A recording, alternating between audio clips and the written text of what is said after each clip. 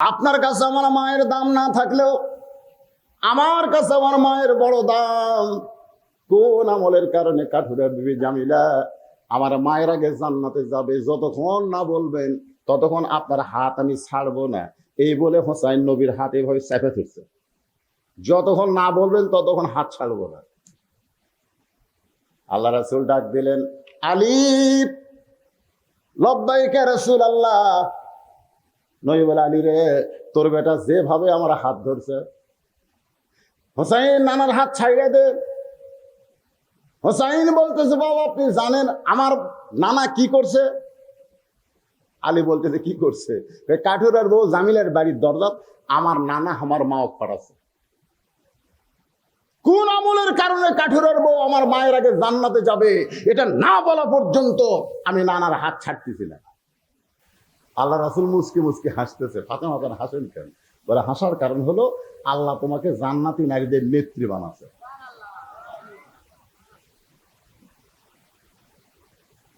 ফাতেমা খুব খুশি হয়ে বলতেছে, বাবা আল্লাহ যদি আমাকে জান্নাতি নারীদের নেত্রী বানায় তাহলে আমার জীবন বড় সার্থক হয়ে গেছে।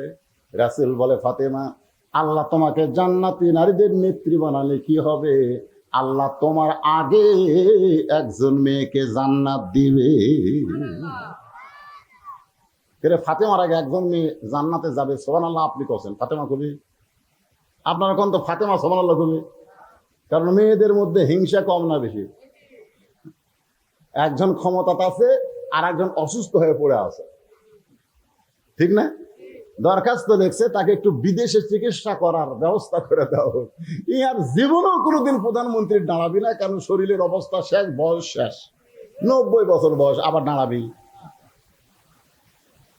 তারপরেও তাকে চিকিৎসা করতে দেওয়া যাচ্ছে না, সংবিধানের নিয়ম নেই। আপনারা বলেন তো এটা কি দয়া না হিংসা? কথা কয় না। মেয়েদের হিংসা একটু বেশি। ফাতেমা চমকে গিয়ে বললেন, বাবা আমি জান্নাতি নারীদের নেত্রী হব, আর আমার আগে যে মেয়েটা জান্নাতে যাবে ওই মেয়েটা কে গো বাবা? তার বাড়ি কোথায়? তার পরিচয় কি? রাসূল বললেন, ও যে একটা পাহাড় দেখতেছো? বলে, হ্যাঁ।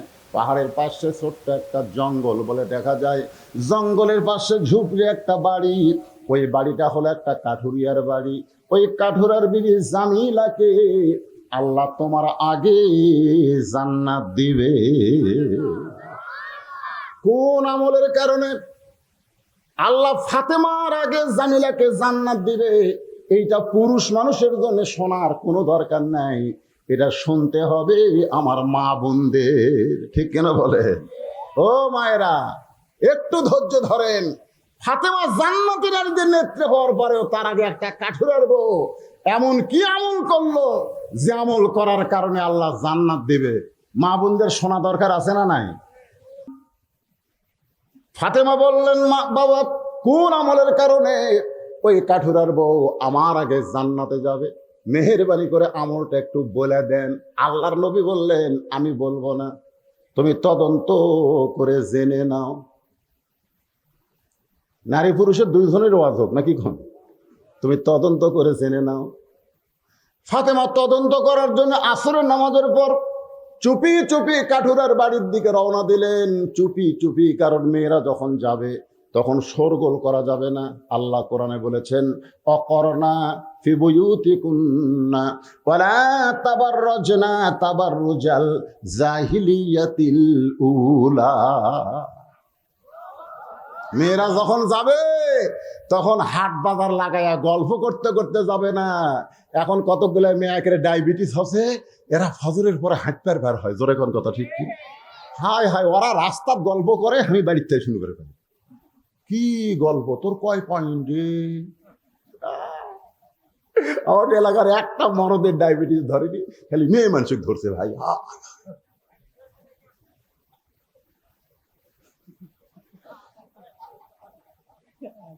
আপনারা বলেন তো, মেয়েরা যখন রাস্তা চলবে আল্লাহর কোরআনে আয়াত কি বলতেছে? শব্দ করা যাবে? মা ফাতেমা চুপি চুপি জামিলার বাড়ির দরজায় করুণ স্বরে ডাক দিলেন, জামিলা, আমি নবীর মেয়ে ফাতেমা, আমি একটু তোমার কাছে চলে আইছি তোমার বাড়িতে যাওয়ার জন্যে, তুমি একটু দরজা খুলে দাও। জামিলা দরজায় ছোট বাচ্চার মতন কাঁদতেছে। ফাতেমা বলে, জামিলা কান্দো কেন? বলে, কান্দার কারণ হলো আমার সারা জীবনের সাধনা একটা বার আপনাকে দেখবার চাই। ফাতেমা বললেন, দরজা খুললেই তো দেখা হবে, তাহলে কান্দার দরকার কি? জামিলা বলতেছে, আমার স্বামী এখন বাড়িতে নাই, আর স্বামীর হুকুম ছাড়া দরজা খুলতে ফাতেমার জন্যেও আমি ভয় পাই। ফাতেমা চমকে উঠছে, ওরে বাবা রে, এটা কোন মেয়ে রে? মরদ মানুষের জন্য দরজা না, সমস্ত জান্নাতের নেত্রী ফাতেমার জন্য দরজা খুলতেও ভয় পায় স্বামীর হুকুম ছাড়া। ধরে কোন কার হুকুম? আর আমাদের গুলা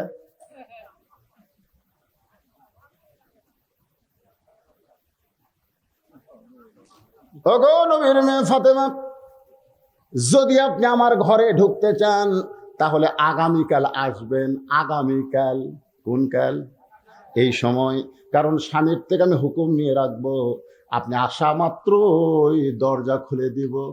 ফাতেমার আকর্ষণ বাইরে গেছে, আকর্ষণ বেড়ে গেছে যে স্বামীর হুকুম ছাড়া আমার জন্য দরজা খোলে না। আরে বাড়ির মধ্যে কি আমল আছে এটা আমাকে দেখাই লাগবে। মেয়ে মানুষকে নিষেধ করলে আকর্ষণ বাড়ে না কমে। খালি কাছে গন্ধম গাছের কাছে যাইও না, তখন তাকে হাওয়া খালি ওই দিকে চায় থাকে, ওই দিকে চায় থাকে। আপনি একটা মেয়ে মানুষকে খালি বলবেন, আপনার বউকে আমার ভাবিকে খালি বলবেন, এই কথা তার কাকু কোষ নেয়, কোষ নেয়। যতক্ষণ না কবি আর পেটের ভুট ভুটি যাবি না, ওই খালি একজন দেখবি, এই আমার স্বামী কিন্তু নিষেধ করছে, এই কথা কাউরে কোষ নেয়। উই আবার বলবি, ওই উই আমাকে নিষেধ করছে, এই কথা কাউরে কোষ নেয়। ভিতরে খান কথা ঠিক কি? আর ওরকম যদি বলি সেই কথা একটু মুখে গিয়ে বলতো, আমার কান নেই, যে বলবার কবেন তখন আর বলবে না, নিষেধ করলি বলবি। তোর এখন কথা ঠিক কি না? নিষেধের প্রতি মেয়েদের আকর্ষণ কম না বেশি? ফাতেমা চলে গেছে বাড়িতে। পরদিন আসরের নামাজের পর ফাতেমা চুপি চুপি কোন আমলের কারণে কাঠুরার বউ আমার আগে জান্নাতে যাবে জানার জন্য বের হয়েছে। এমন সময় সামনে একটা ছোট্ট ছেলে দাঁড়িয়ে বলে, মা, গতকাল চোরের মতন কোথায় গেছিলেন? গতকাল আমাকে সঙ্গে না নিয়ে কোথায় গেছিলেন? আজকে চোরের মতন কোথায় যাবেন? আমি আপনার সঙ্গে যাবার চাই। ফাতেমা দেখলো এটা যদি হাসান হতো তাহলে বুঝান যাইতো, কিন্তু যে ছেলে সামনে দাঁড়াইছে ওর নাম হলো হোসাইন, ও বড় জেদি। আব্দুল্লাহর কথাও শুনবে না, আব্দুল্লাহ ইবনে মাসুদের কথাও শুনবে না, বাতিলের বিরুদ্ধে লড়াই করে নিজের জীবন দিবে নানার ইসলামের জন্য। ধরে ঘন ঠিক কি না? জেদি। হোসাইন বলতেছে, আব্দুল্লাহ, তোমার বাদ দিয়া তোমার বাবার পরে ওসমান রাদিয়াল্লাহু খলিফা হলো, তোমার বাবার পরে আমার বাবা খলিফা হলো। আমার বাবার দুইটা সন্তান, যার সম্পর্কে রাসূল বলেছেন সাইদুস শাবাবি আহলিল জান্নাহ, হাসান ও হোসাইন রাদিয়াল্লাহু তাআলা আনহুমা। আমার বাবা আমাদেরকে খেলাফতি না দিয়া মাবিয়া খলিফা হলো, কিন্তু মাবিয়া এই নিয়মটা অমান্য করে তার নিজের ছেলেকে খেলাফতি দিল। রাসূলের তরিকাকে বাদ দিয়া মানুষ যখন নিজের তরিকা অনুযায়ী চলবে, তখন জীবন থাকলে, ঈমান থাকলে বাধা দেওয়া লাগবে। ঠিক কিনা বলে? জীবন আর ঈমান যদি থাকে, খালি জীবন থাকলে হবে না, ঈমান থাকা লাগবে। আপনাদের কাছে আমার প্রশ্ন, গভীর রাত্রে আপনাদের কাছে অন্তর থেকে বলেন তো, জীবনের দাম বেশি না ঈমানের দাম বেশি? ঈমানের দাম বেশি হলে ওই চারজন একসাথে ওঠে। আপনার বলেন তো, ওরা কি জন্য বাড়ি যাচ্ছে? এই জীবনকে একটু শান্তি দেওয়ার জন্য। ধরে কোন ঠিক কিনা? অথচ আজকের আলোচনা শুনলে ঈমান যে বৃদ্ধি পাবে, ঈমান বাড়ানো দরকার আছে না নাই? জোরে কোন আছে না নাই? লক্ষ লক্ষ মানুষ লাগে না ভাই? ঈমানদার অল্প মানুষ হলেও বাতিলের বিরুদ্ধে লড়াই করে বিজয় অর্জন হয়। জোরে কোন কথা ঠিক কিনা? হ্যাঁ, ঈমান। সেই ঈমান নিয়ে শোনেন। এখন অনেকে বলবো, হুজুর, আমরা তো মাগরিবের নামাজ পড়িনি, আমরা তো এশার নামাজ পড়িনি, আমাকে ঈমান আছে? আপনাকে একটা যুক্তি দিই। আপনাদের গ্রামে যে মসজিদের উন্নয়ন কল্পে মাহফিল, এই মসজিদ যদি ভাঙবার আসে কোনো হিন্দু গ্রুপ, তাহলে আপনারা বলেন তো বাধা দিবি কারা? যারা নামাজি না যারা বেনামাজি? হ্যাঁ, না, নামাজেরা বলবে ধৈর্য ধরো, ইন্নাল্লাহ মাআস সাবিরিন, ধৈর্য ধরো, পরে আর একটা বানাবো, গন্ডগোল করে লাভ কি? ভাঙ্গুক, গন্ডগোল করে লাভ নাই তো, পরে আর একটা বানাবো রে, ভাঙ্গে ছেড়ে যায়, গন্ডগোল করে কি হবে? আর যারা নামাজ পড়ে না তারা বলবে সারা জীবন কোনো ভালো কাজ করতে পারি নাই, আজকে অন্তত আল্লাহর ঘরের জন্য জীবন দিবার চাই। ধরে কোন কথা ঠিক না? আমি দেখেছি বহু মসজিদের আদায় করতে গিয়া নামাজের 1 বস্তা সিমেন্ট দেয়, বেনামাজি 10 বস্তা সিমেন্ট দেয়। আমরা বুঝাবার পারি নাই, নামাজ না পড়লে কি হবে বুঝাবার পারি নাই বলেই পড়ে না। দোষ আর না, দোষ হলো আমরা যারা নামাজ পড়ি একলা একলা জান্নাতে যাবার চাই। ধরে কোন কথা ঠিক কি না? যতই বলেন কাম হবে না। আল্লাহ কয় নামাজের জোরে ফায়ে সাকাত যাবে দূরে, পাক কোরআনে রয়াছে ঘোষণা। এখন আকাম কুকাম নামাজ রোজা একসাথে বান্দিয়া বোঝা, জাহান্নামে দিয়াছ রওয়ানা, আজও কেন আল্লাহর নামাজ ধরতে পারলা না?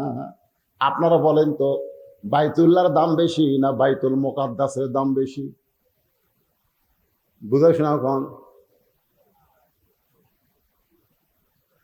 বাইতুল মুকাদ্দাসের মধ্যে সমস্ত নবী রাসূল নামাজ পড়েছে, সুবহানাল্লাহ। বাইতুল মুকাদ্দাসের মধ্যে সমস্ত নবী রাসূল নামাজ পড়েছে, কিন্তু কাবা ঘরের মধ্যে সমস্ত নবী রাসূল নামাজ পড়েনি। আমাদের নবী যে ইমামুল আম্বিয়া, ইমামুল মুরসালিন ডিগ্রি পাইছে, এটা কিন্তু কাবা ঘরে পায় নাই, এটা বাইতুল মুকাদ্দাসের ভিতরে পেয়েছে। সুবহানাল্লাহ না খান? আপনারা জানেন না বাইতুল মুকাদ্দাসে আমাদের নবী 2 রাকাত নামাজ পড়াছে, জানেন না? এই নামাজ পড়াছে জানেন না? কোন রাতে? লাইলাতুল মিরাজের রাতে। রাসূল তো আর জানে না। রাসূল জিজ্ঞাসা করলেন, জিবরাইল ভাই আমার পাশে যারা নামাজ পড়লে এরা কারা? তো জিবরাইল বললেন, সমস্ত নবী রাসূল আজকে আপনার পিছনে ইক্তেদা করলো, আপনি হলেন ইমামুল আম্বিয়া, ইমামুল মুরসালিন। সমস্ত নবী রাসূল বাইতুল মুকাদ্দাসের ভিতরে সিজদা দিয়েছে।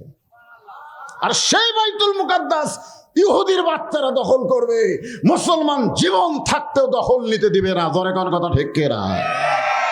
অথচ বাংলার সব, পৃথিবীর সব মুসলমান এক হওয়ার পারল না। তারা কয়জন? এ পর্যন্ত গোটা পৃথিবীতে ইহুদি আছে মাত্র 90 লাখ। গোটা পৃথিবী জুড়ে ইহুদির সংখ্যা কত? এই কথাগুলো একটু জোরে জোরে কর, কয় লাখ? আর মুসলমানের সংখ্যা 200 কোটি। এখনো ইহুদি 1 কোটি হয়নি, আর মুসলমান 200 কোটি পার হয়ে গেছে। অথচ সেই মুসলমানদেরকে ওরা হত্যা করতেছে। আমরা মুসলমান সুবহানাল্লাহ আলহামদুলিল্লাহ চোখের পানি ছাড়া কিছুই করতে পারতেছি না। কেন পারতেছি না? পিছনে কারণ আছে না নাই? জনগণ আছে না নাই? এই কারণগুলো শোনা লাগবে ভাইজান। মাথায় চুলকানি, পায়ের পাতায় ঢোল কোম্পানি যতই মালিশ করেন, চুলকানি ভালো হবে না। চুলকানি হজগুটি মাথা, আর ওষুধ মালিশ করে পায়ের পাতা। চুলকানি এমন একটা রোগ, বুঝলেন, এটা ওতে ঘাতে বেশি হয়। এখন জামাইয়ের হজে চুলকানি, শ্বশুর এসে গল্প ধরছে, শ্বশুর এসে গল্প ধরছে। শ্বশুর তো আর জানে না যে জামাইয়ের চুলকানি হবে, এটা কি শ্বশুর জানে? এ তো আঘাত খালি কুটকুট করতেছে, জামাই হাত দিবারে পারতেছে না। ওট মোট কামড়ায় আর কয়, চুলকানি রে তুই কি শ্বশুর বুঝিস না? এই চুলকানি কোন চুলকানি? আজকে মুসলমানের মধ্যে ইমানের ভিতরে চুলকানি ঢুকেছে। জোরে কোন কথা ঠিক কিনা? আসল ওষুধ লাগাতে হবে, আসল ওষুধ। ভেজাল ওষুধ দিয়ে কাম হবে না। সে ওষুধের নাম কি? অনুনাজ্জিলু মিনাল কুরআনি মা হুয়া শিফাউ ওয়া রাহমাতুল লিল মুমিনিন।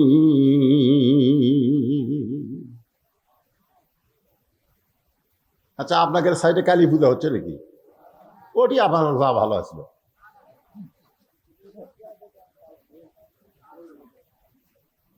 আজকে কিন্তু আল্লাহ বাছাই করছে কারা কালী পূজা, কারা মুসলমান। জোরে কোন কথা ঠিক কিনা? আল্লাহ বাছাই করা লোক এখানে পাঠাইছে। তো কোরআনের আয়াত যখন শেষ হয় তখন কি বলা লাগে সেটা আপনারা জানেন না? তো বলেন না কেন? জোরে কোন আল্লাহু আকবার। আমি ওই নদীর ওই পারে মাহফিল 2 বার আসলাম না? আমি ওখানে আপনাদের বলছি তিনটা তসবি বুঝছেন, বক্তার থাকিত না, নিজের ইচ্ছায় যদি আপনি বলতে পারেন, আপনি যত বড়ই পাপী হন না কেন, মরার সময় ঈমান নিয়ে মরবেন। তার মধ্যে একটা হলো সুবহানাল্লাহ, একটা হলো আলহামদুলিল্লাহ, একটা হলো আল্লাহু আকবার। তো সুবহানাল্লাহ আলহামদুলিল্লাহ আপনি যদি সারা জীবন পড়েন, শয়তান বেজার হবে না। সুবহানাল্লাহ সুবহানাল্লাহ সুবহানাল্লাহ সুবহানাল্লাহ আলহামদুলিল্লাহ, শয়তান কাছেই বসে থাকবে। শয়তান দরকার হলো আপনার গাও টিপি, কিন্তু যখনই কবেন আল্লাহু আকবার, আল্লাহ রাসূল বলেছে শয়তান এত জোরে দৌড় দেয়, ওর পিছন দিক দিয়ে বাতাস বাড়ায়। জোরে কোন কি বাড়ায়? বাতাস বাড়ায়। এখন আপনারা বলেন আল্লাহু আকবার জোরে বলার দরকার আছে না নাই? এরা খালি হাসের এবারে। এই বাচ্চারা শোন, আমার ওয়াজ হলে হাসতে হাসতে মার দেওয়া। জোরে কোন কথা ঠিক কিনা? আমি কোন বক্তার মতন রাগ করে ওয়াজ করি তাই হাসতে হাসতে এমন মার দেওয়া যাবো বুঝতে পারবেন না। একটু জোরে দিবেন। বাংলাদেশে দেখেন যারা বড় বড় দল করে তার মধ্যে কিন্তু আল্লাহু আকবার স্লোগান নেই। আপনি খালি খেয়াল করে দেখেন, নাই রে। কারণ বড় বড় দল যারা করে এরা মানুষের দল করে, আর মানুষের দল যারা করে তারা আল্লাহু আকবার স্লোগান দিবার পারে না। এখন আপনারা কার দল করেন স্লোগানেতে বোঝা যাবে। গলা খাঁকারে দেন, লিল্লাহি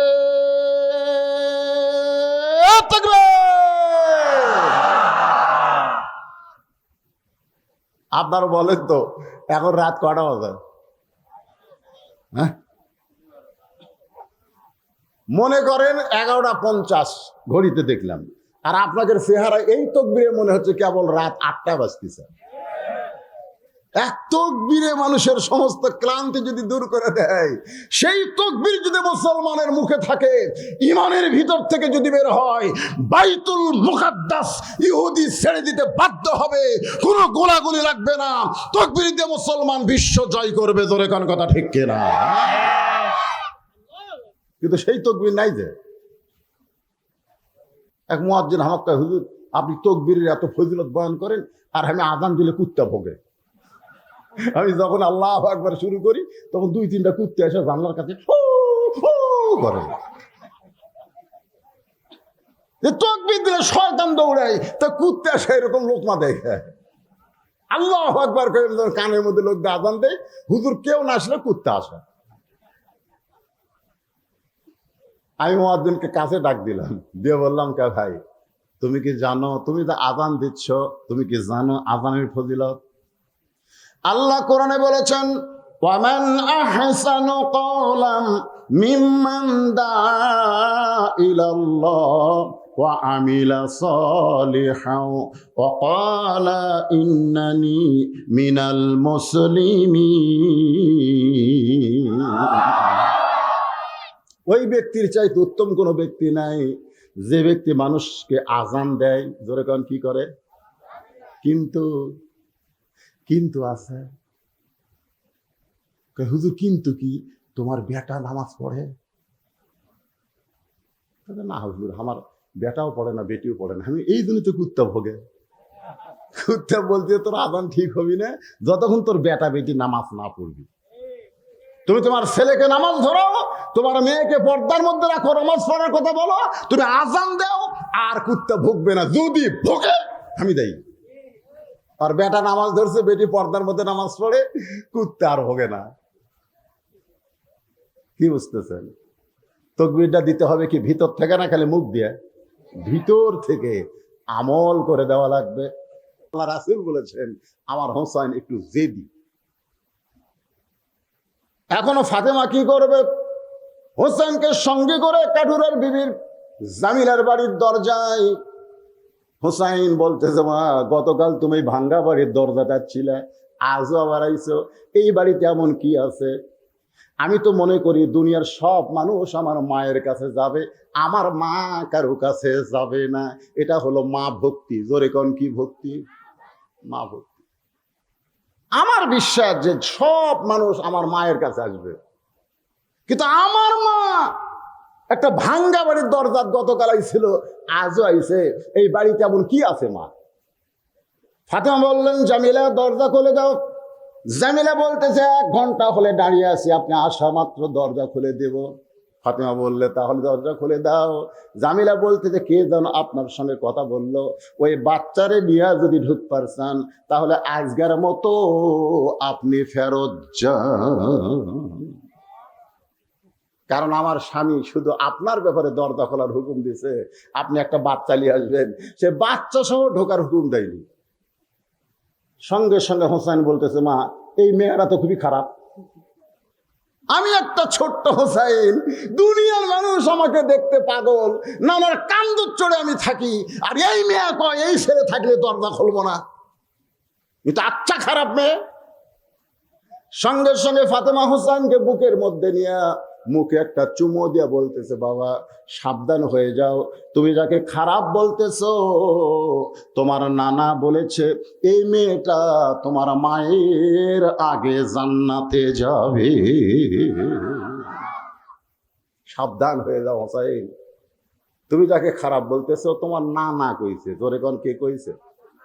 তোমার নানা কইছে এই মেয়েটা তোমার মায়ের আগে জান্নাতে যাবে।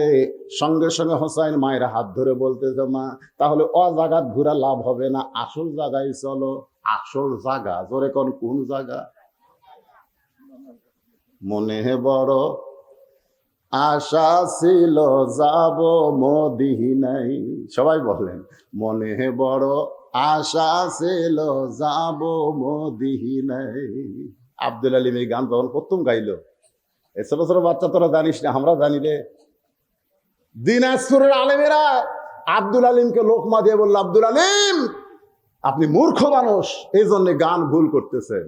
আপনি গানে বলেন মনে বড় আশা ছিল যাব মক্কা মদিনায়। আপনি মক্কা বাদ দিয়ে শুধু মদিনার কথা বলেন, মক্কা বাদ দিলে কি হয়? আব্দুল আলিম বললেন আলেমেরা শোনো, আল্লাহ কোরআনে বলেছেন কুল, হে রাসূল আপনি বলেন ইন কুনতুম তুহিব্বুন আল্লাহ ফাত্তাবিউনি।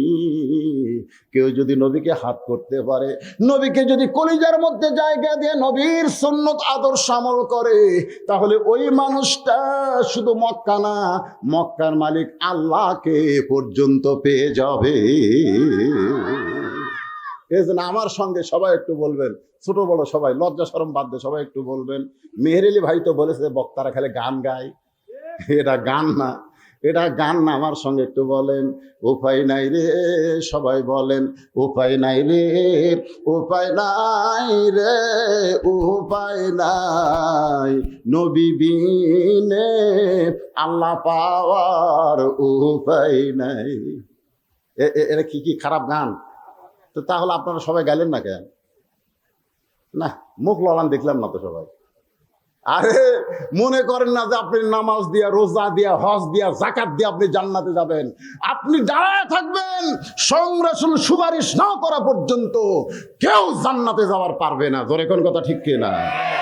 তাহলে সেই নবীর প্রতি মহব্বত বাড়ানোর জন্য একটু বলেন উপায় নাই রে, সিরিয়ালারা তোমরা খাও উপায় নাই রে, উপায় নাই রে, উপায় নাই, নবী বিনে আল্লাহ পাওয়ার উপায় নাই। এক টানে নিয়ে গেছে কার কাছে? নানার কাছে। জোরে কান কার কাছে? নানা, ও নানা আপনি আমার মা চিনেন?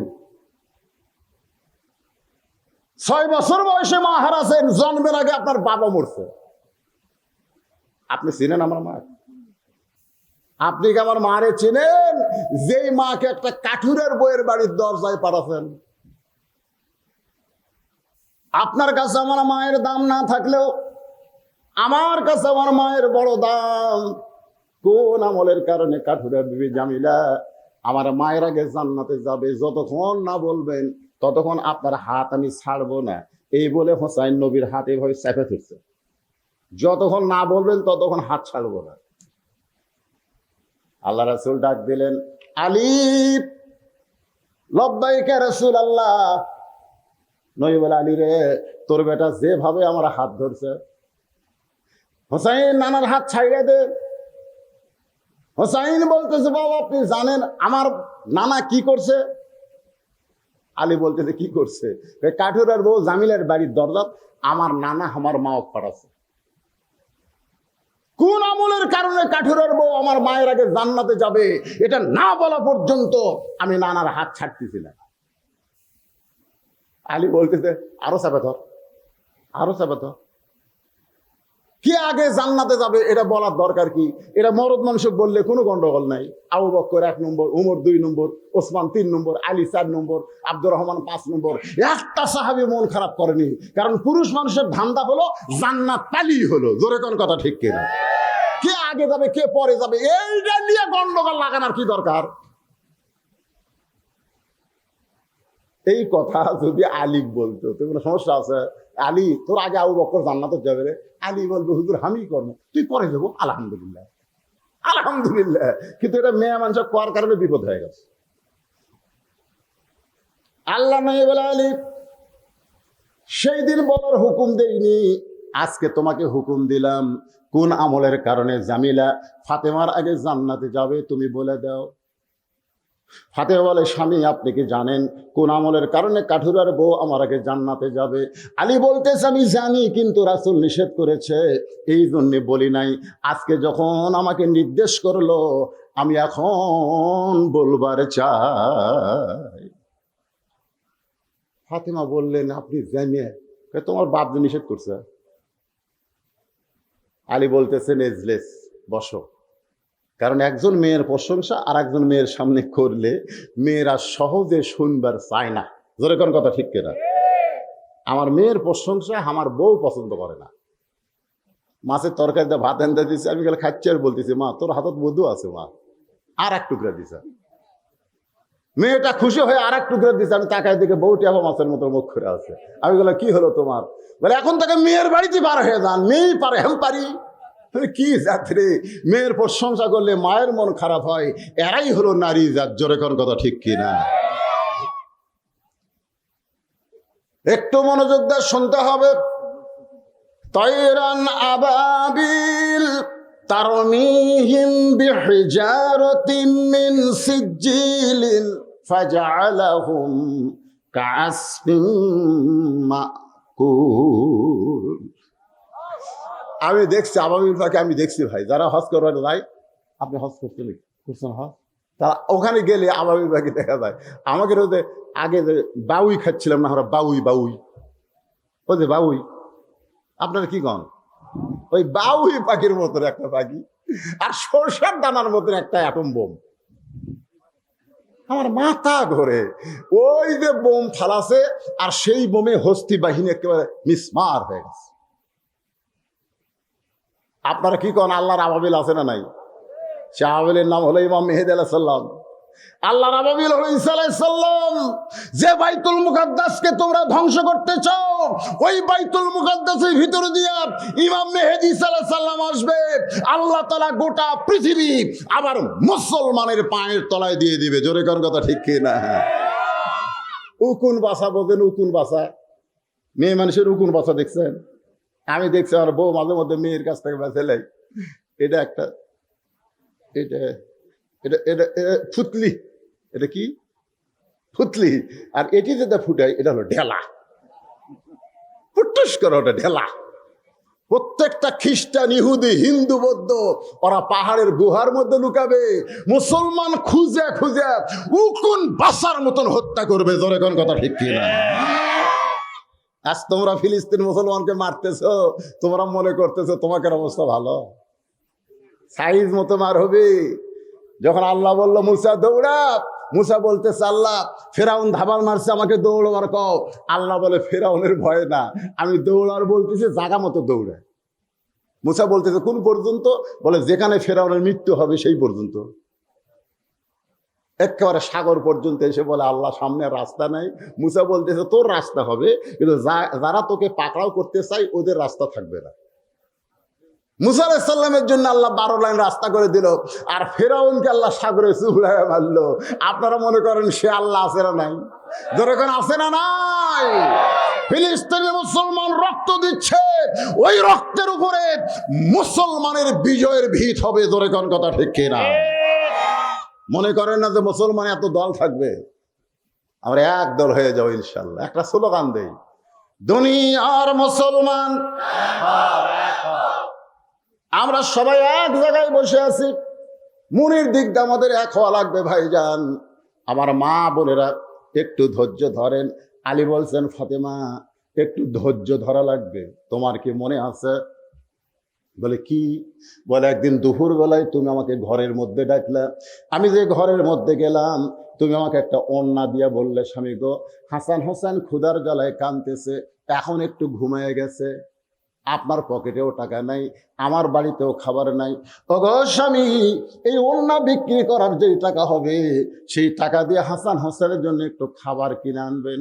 আলী বলে, ফাতেমা তোমার ওড়নাটা পকেটের মধ্যে করে নিয়ে আমি বাজারে ঘোরা শুরু করলাম, কিন্তু পকেট থেকে ওড়না বের করার সাহস পাইলাম না। কারণ ওড়না বের করে যদি বিক্রি করতে চাই, আর খরিদ্দার যদি পাল্টা প্রশ্ন করে, ওড়নাটা কার?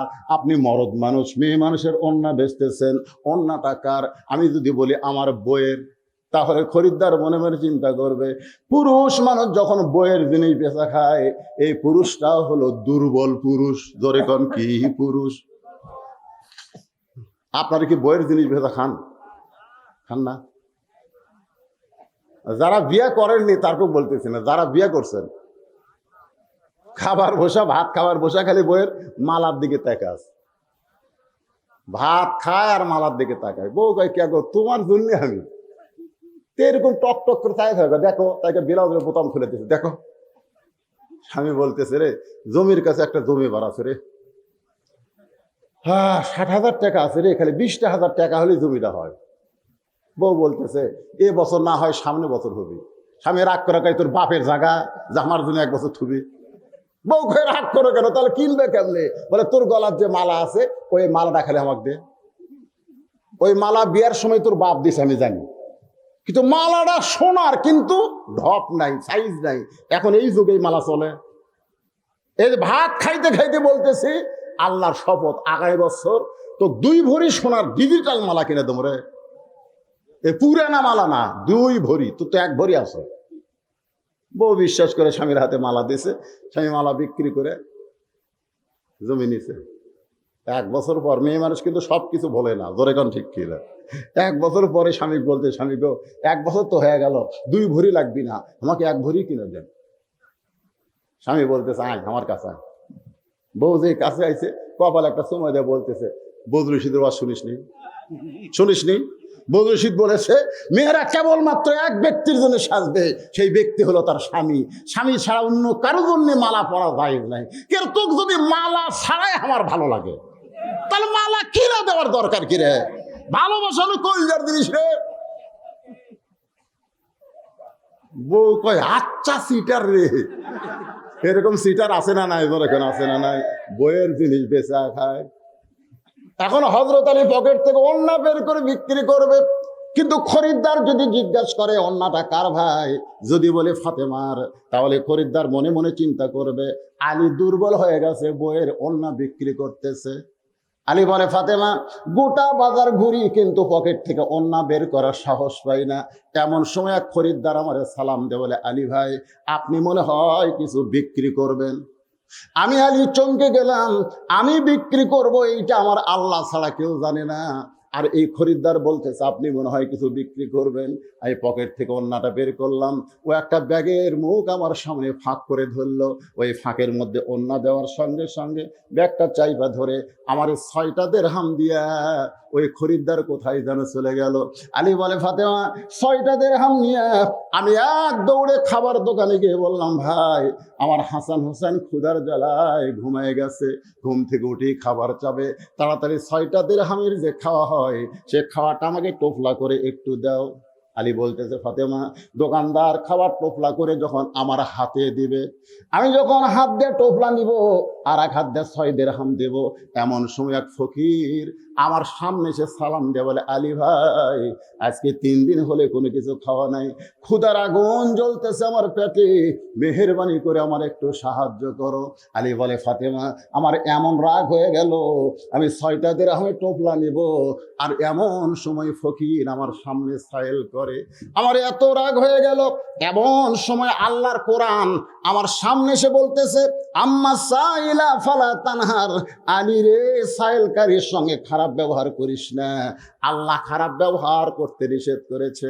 আলী বলে ফাতেমা, একটা দিরহাম আমি ফকিরকে দিয়া 5টা দিরহাম নিয়ে খাবার নিব, এই মনে করে ফকিরকে যে একটা দিরহাম দিলাম। এমন সময় আল্লাহর কোরআন বলতেছে ইন্নাল্লাহা ইয়ামুরুকুম আন, এমন সময় আল্লাহর কোরআন বলতেছে অমা তুনফিকু মিন শাইইন ফি সাবিলিল্লাহি ওয়াফা ইলাইকুম ওয়া আনতুম লা তুজলামুন। আলী রে, ফকিরকে একটা দিরহাম দিলে আমি আল্লাহ তোকে 10টা দিরহাম দেব, তুই যদি 2টা দিরহাম দেস আমি আল্লাহ তোকে 20টা দিরহাম দেব, তুই যদি 6টা দিরহাম দেস আমি আল্লাহ দুনিয়াতেই তোকে 60টা দিরহাম দিয়া দিব।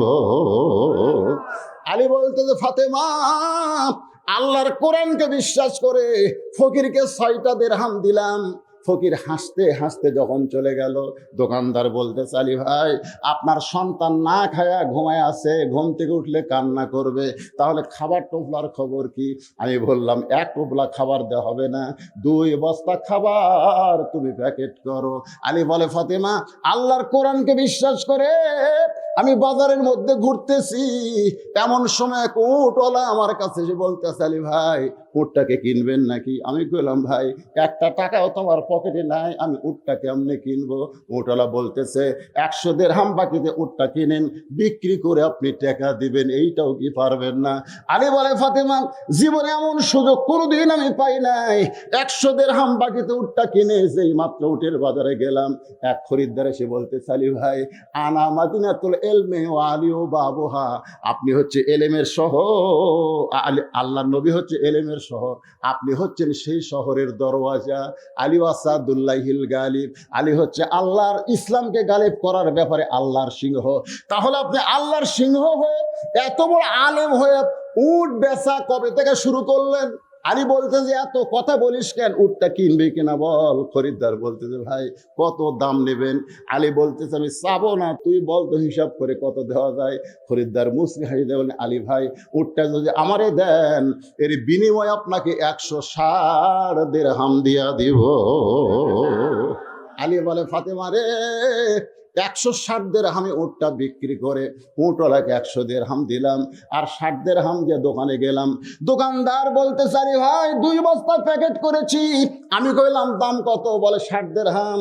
আমি 60 দিরহামে 2 বস্তা খাবার নিয়ে 2 বস্তা খাবার নিয়ে তুই কান্দে করে যখন তোমার দরজায়, তোমার কি মনে আছে তুমি দরজা বন্ধ করে দিলে? আমি কইলাম ফাতেমা দরজা খোলো। তুমি কইলো দরজা খোলা যাবে না, ওন্না বিক্রি করার টাকা দিয়া বড় জোর 1 টোপলা খাবার হবে, আপনি 2 বস্তা খাবার কোথায় পেলেন আগে বলেন। আলী বলতেছেন ফাতেমা আগে দরজা খোলো তারপরে বলবো। ফাতেমা বলতেছে এমন বিবি আমি না, আপনি 12,000 টাকা চাকরি করেন আর 20,000 টাকার বাসা ভাড়ালেন, আপনি বেতন পান কোথায়? এরকম শালা ঘুষেরও আছে না নাই? জোরে কোন আছে না? 12,000 টাকা বেতন পায় আর 20,000 টাকা বাসা ভাড়া নেয়, সারা মাস খালি ইলিশ খায়। এমন দুর্নীতি আমাদের দেশকে তলায় দিয়ে গরিবের মাথায় কাটাল ভাঙতেছে, দিন দিন জিনিসপত্রের দাম বাড়তেছে। জোরে কোন কথা কন না কেন? সকালবেলা 80 টাকাতে পেঁয়াজ কিনে বউ বলতেছে 1 কেজি কিনছেন কেন? আর 2 কেজি লাগবে। বিকেলবেলা কিনবেন এদিকে 140। বাজার কেরে পেজালা বলতেছে হুজুর যদি না নেন কালকে হয়তো 200 লাগবে। নেন। যেই দেশে মানুষের উপার্জন নাই, ক্রয় ক্ষমতার বাহিরে সবকিছু চলে গেল, একটাই মাত্র কারণ 8,000 টাকা বেতন পায়, 20,000 টাকা বাসা ভাড়া নেয়। জোরে কোন কথা ঠিক কিনা? সব টাকাগুলো ওরা আমাকে মারিয়ে পাচার করলো, আর আমরা খালি ইল্লাল্লাহ ইল্লাল্লাহ করতেছি। ফাতেমা বলতেছে অন্যা বিক্রি করার টাকা দিয়ে বড় করে 1 টোপলা খাবার হবে, আপনি 2 বস্তা খাবার কান্দত করে নিয়ে আসবেন, আর আমি ফাতেমা দরজা খুলবো। দরকার হলে আমার হাসান হোসেন না খেয়ে থাকবে, কিন্তু ওই বস্তার খবর না পাওয়া পর্যন্ত দরজা খুলবো না। এমন সময় আল্লাহর কোরআন বলতেছে আর রেজাল ও কাওয়ামুনা আলান নেসা, পুরুষেরা সবসময় নারীদের উপরে থাকবে। আলী ফাতেমা যদি দরজা না খোলে খবরদার তুই বলিস না। জোরে কান সুবহানাল্লাহ। কে বলতেছে? আল্লাহর কোরআন। আর রেজালু কাওয়ামুনা আলাল নেশা, পুরুষেরা নারীদের নিচে থাকবি না উপর থাকবি? এরা মরদরা কথা কয় না করে, আপনাকে তলে থাকা আরাম পাচ্ছেন নাকি? এটা সব মেয়ের কথা বলতেছি না। মা যদি হয়, মায়ের পায়ের তলে সন্তানের জান্নাত। জোরে কোন কথা ঠিক কিনা? মায়ের পায়ের তলে সন্তানের জান্নাত, বাপের পায়ের তলে নাই। হ্যাঁ, স্বামীর পায়ের তলে বইয়ের জান্নাত, এটা কিন্তু ভুয়া কথা। আগেকার হুজুরা এই যে ওয়াজ করে গেছে, এখন অনেক স্বামী এই রেকর্ডই বাজাচ্ছে, এই আমার পায়ের তলে তো জান্নাত রে, ফাটাফাট ভ্যাসলিন দিয়ে দিয়ে। এটা সম্পূর্ণ ভুয়া। পুরুষের পায়ের তলে জান্নাত নাই, জান্নাত হলো নারীর পায়ের তলে, সেই নারী যদি মা হয়। ধরে কোন কথা ঠিক কিনা? মেয়ের দাম বেশি, ছেলের চাইতে মেয়ের দাম বেশি। মায়ের দাম বেশি, মেয়ের দাম বেশি, কিন্তু বইয়ের দাম একটু কম। আমার ওয়াজে শোনেননি আপনারা? সব জায়গায় সমান অধিকার চলবে। আল্লাহর কোরআন বলে, আলী ফাতেমা যদি দরজা না খোলে খবরদার তুমি বলো না আর রিজালু কাওয়ামুন আলান নিসা।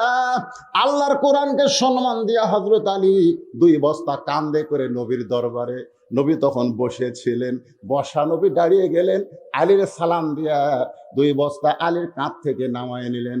নবী ইয়া রাসূলুল্লাহ, আপনি এত ভালো কিন্তু আপনার মেয়ে ভালো না। আল্লাহ রাসূল বললে, কি কইলি? আপনি এত ভালো, আশা মাত্র আমার কাঁধ থেকে বস্তা নামায় নিলেন, কিন্তু কাঁধে বস্তা নিয়ে এতবার বলেছি দরজা খোলো, কিন্তু আপনার মেয়ে দরজা খুললো না। রাসূল মুস্কি হাসিতে বলে, আলী রে, ফাতেমা যদি দরজা খুলতো তাহলে তুই কি আমার কাছে আসতিস? বলে, না। তুই যদি না আসতিস তাহলে কেমনে জানতি? আলী বলে, কি জানবো? রাসূল বলে, কে তোর কাছ থেকে ওড়না কিনে নিয়েছে তুই কি বলতে পারিস আলী? বলে, ইয়া রাসূলুল্লাহ, আমি তো বলতে পারি না। কে তোর কাছে ভিক্ষা চাইছে তুই কি বলতে পারিস? আলী বলতেছে, ইয়া রাসূলুল্লাহ, আমি তো বলতে পারি না। রাসূল বলে, কে উট বিক্রি করলো, কে উট কিনলো তুই কি জানিস? রাসূলের দিকে তাকায় আলী বলতেছে, ইয়া রাসূলুল্লাহ, আমি কিছুই জানি না, তবে আপনি কেমনে জানলেন? আলী বলতেছে, হুজুর, আমি তো জানি না, কিন্তু আমার বাজারের খবর আপনি কেমনে জানলেন? রাসূল বললেন, মা ইয়ান্তিকু আনিল হাওয়া ইন হুয়া ইল্লা ওয়াহয়ুন ইউহা। আমি রাসূলও জানি না যতক্ষণ আল্লাহ না জানায়। আলী রে, ফাতেমার ওড়না কোন খরিদ্দার কিনেছে তুই কি খরিদ্দারকে চিনিস? আলী বলতেছে, আসলেই তো তাই, আমার পকেটের মধ্যে ফাতেমার ওড়না, এটা তো দুনিয়ার কেউ জানে না। আর খরিদ্দার আমাকে বললো, আপনি মনে হয় কিছু বেচবেন। তা আমি মনে হয় কিছু বেচবো, এটা কি খরিদ্দার? আল্লাহ রাসূল বললেন, আলী, যেই খরিদ্দার তোমার কাছ থেকে ওড়না কিনেছে এই খরিদ্দার হলেন স্বয়ং আল্লাহ, একজন জান্নাতের ফেরেশতা দিয়ে কিনেছে। কারণ ফাতেমার ওড়না দুনিয়ার কোনো মানুষ লাড়াচাড়া করুক, এটা আল্লাহ পছন্দ করে না, কারণ আল্লাহ জানে ফাতেমা হলো পর্দানিশী। সুবহানাল্লাহ কন্যা, কেমন পর্দানিশী ফাতেমা, কেমন পর্দানিশী। বহু আমি আপনাদের শোনাচ্ছি, আজকাল সেটা শোনাবো না, তবে সামান্য একটা পয়েন্ট বলে দেয়। সামান্য একটা পয়েন্ট, গভীর রাত্রে হযরত আলী ফাতেমাকে দাফন করলো। দাফন করার পরে আল্লাহর কাছে বলতেছে, আল্লাহ, ফাতেমা খাটনিতে উঠলো না, ফাতেমার জানাজা হলো না। ফাতেমা মেয়ে দাফন করার পরে তোমার দরবারে কান্দি, আল্লাহ, ফাতেমাকে তুমি কবুল করে নাও। এই দোয়া করার পরে তাকায় দেখে সামনে কয়েকটা পুরাতন কবর দেখা যায়। এই মাত্র ফাতেমার কবর দিয়েছে, সেই কবরটা নাই। আলী গোটা জান্নাতুল বাকি দৌড়ায় আর বলে, ফাতেমার কবর কোথায়? ফাতেমার কবর গেল কোথায়? ফাতেমার কবর। কে যেন গায়েব থেকে ডাক দেবে, আলী, ফাতেমা হলো পর্দানিশী, আমি আল্লাহ জোহরা, জোরে কন কি? জোহরা, জোরে কন কি? জোহরা ডিগ্রি দিয়ে আমি ফাতেমার কবরটাকে কিয়ামত পর্যন্ত পর্দা করে দিয়েছি। এখন জোহরা মানে কি? এই জোহরা মানে কি? এটা আপনাদের জন্য না জানলেও মা বোনদের জন্য জানার দরকার আছে না নাই? জোরে কোন আছে না নাই? নবী বলতেছেন, আলী রে, ওই জান্নাতের ফেরেশতা মানুষ হইয়া তোমার কাছে আল্লাহর ইচ্ছায় 6টা দিরহাম দিয়া ওড়নাখানা কিনেছে, ফাতেমার ওড়না এখন জান্নাতে আল্লাহ রেখে দিয়েছে।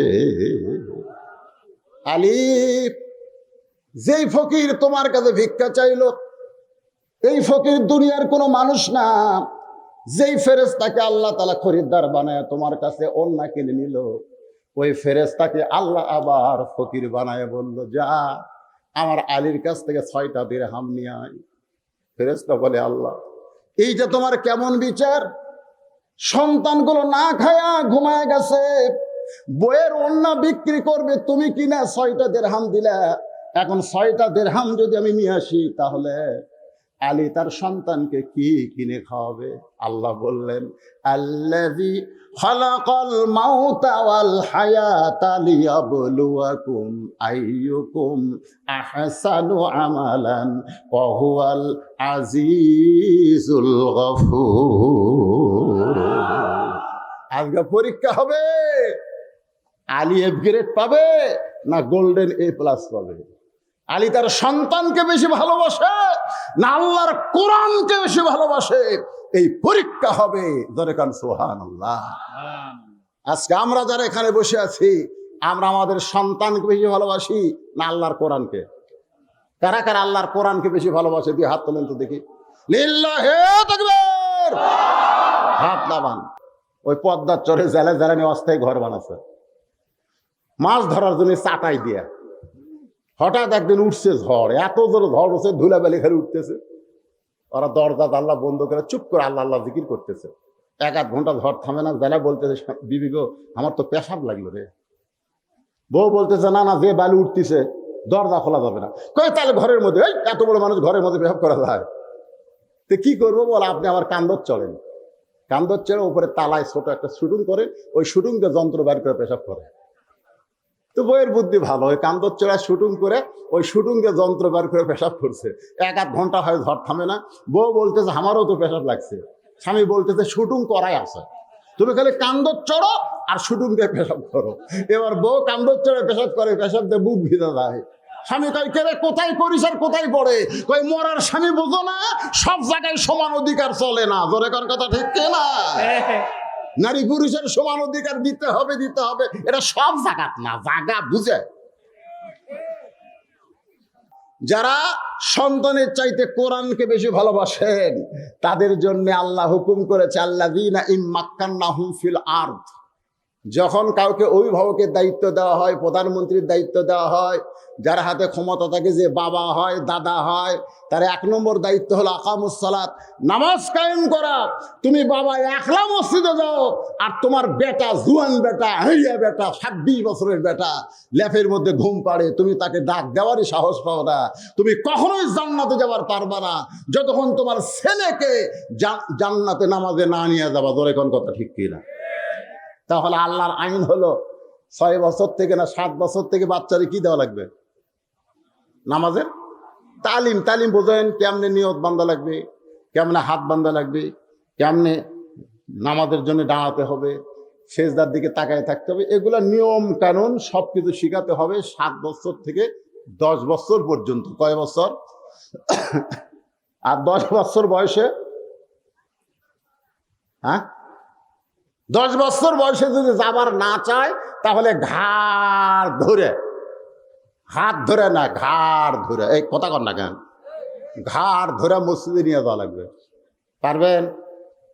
আর কথা কর না, শোনেন, যদি এখন না পারেন, বড় হলে পারবেন না। 10 বছর বয়সে কিছু করে পারবেন না, তো কিছু করে ঠাস করে চড়।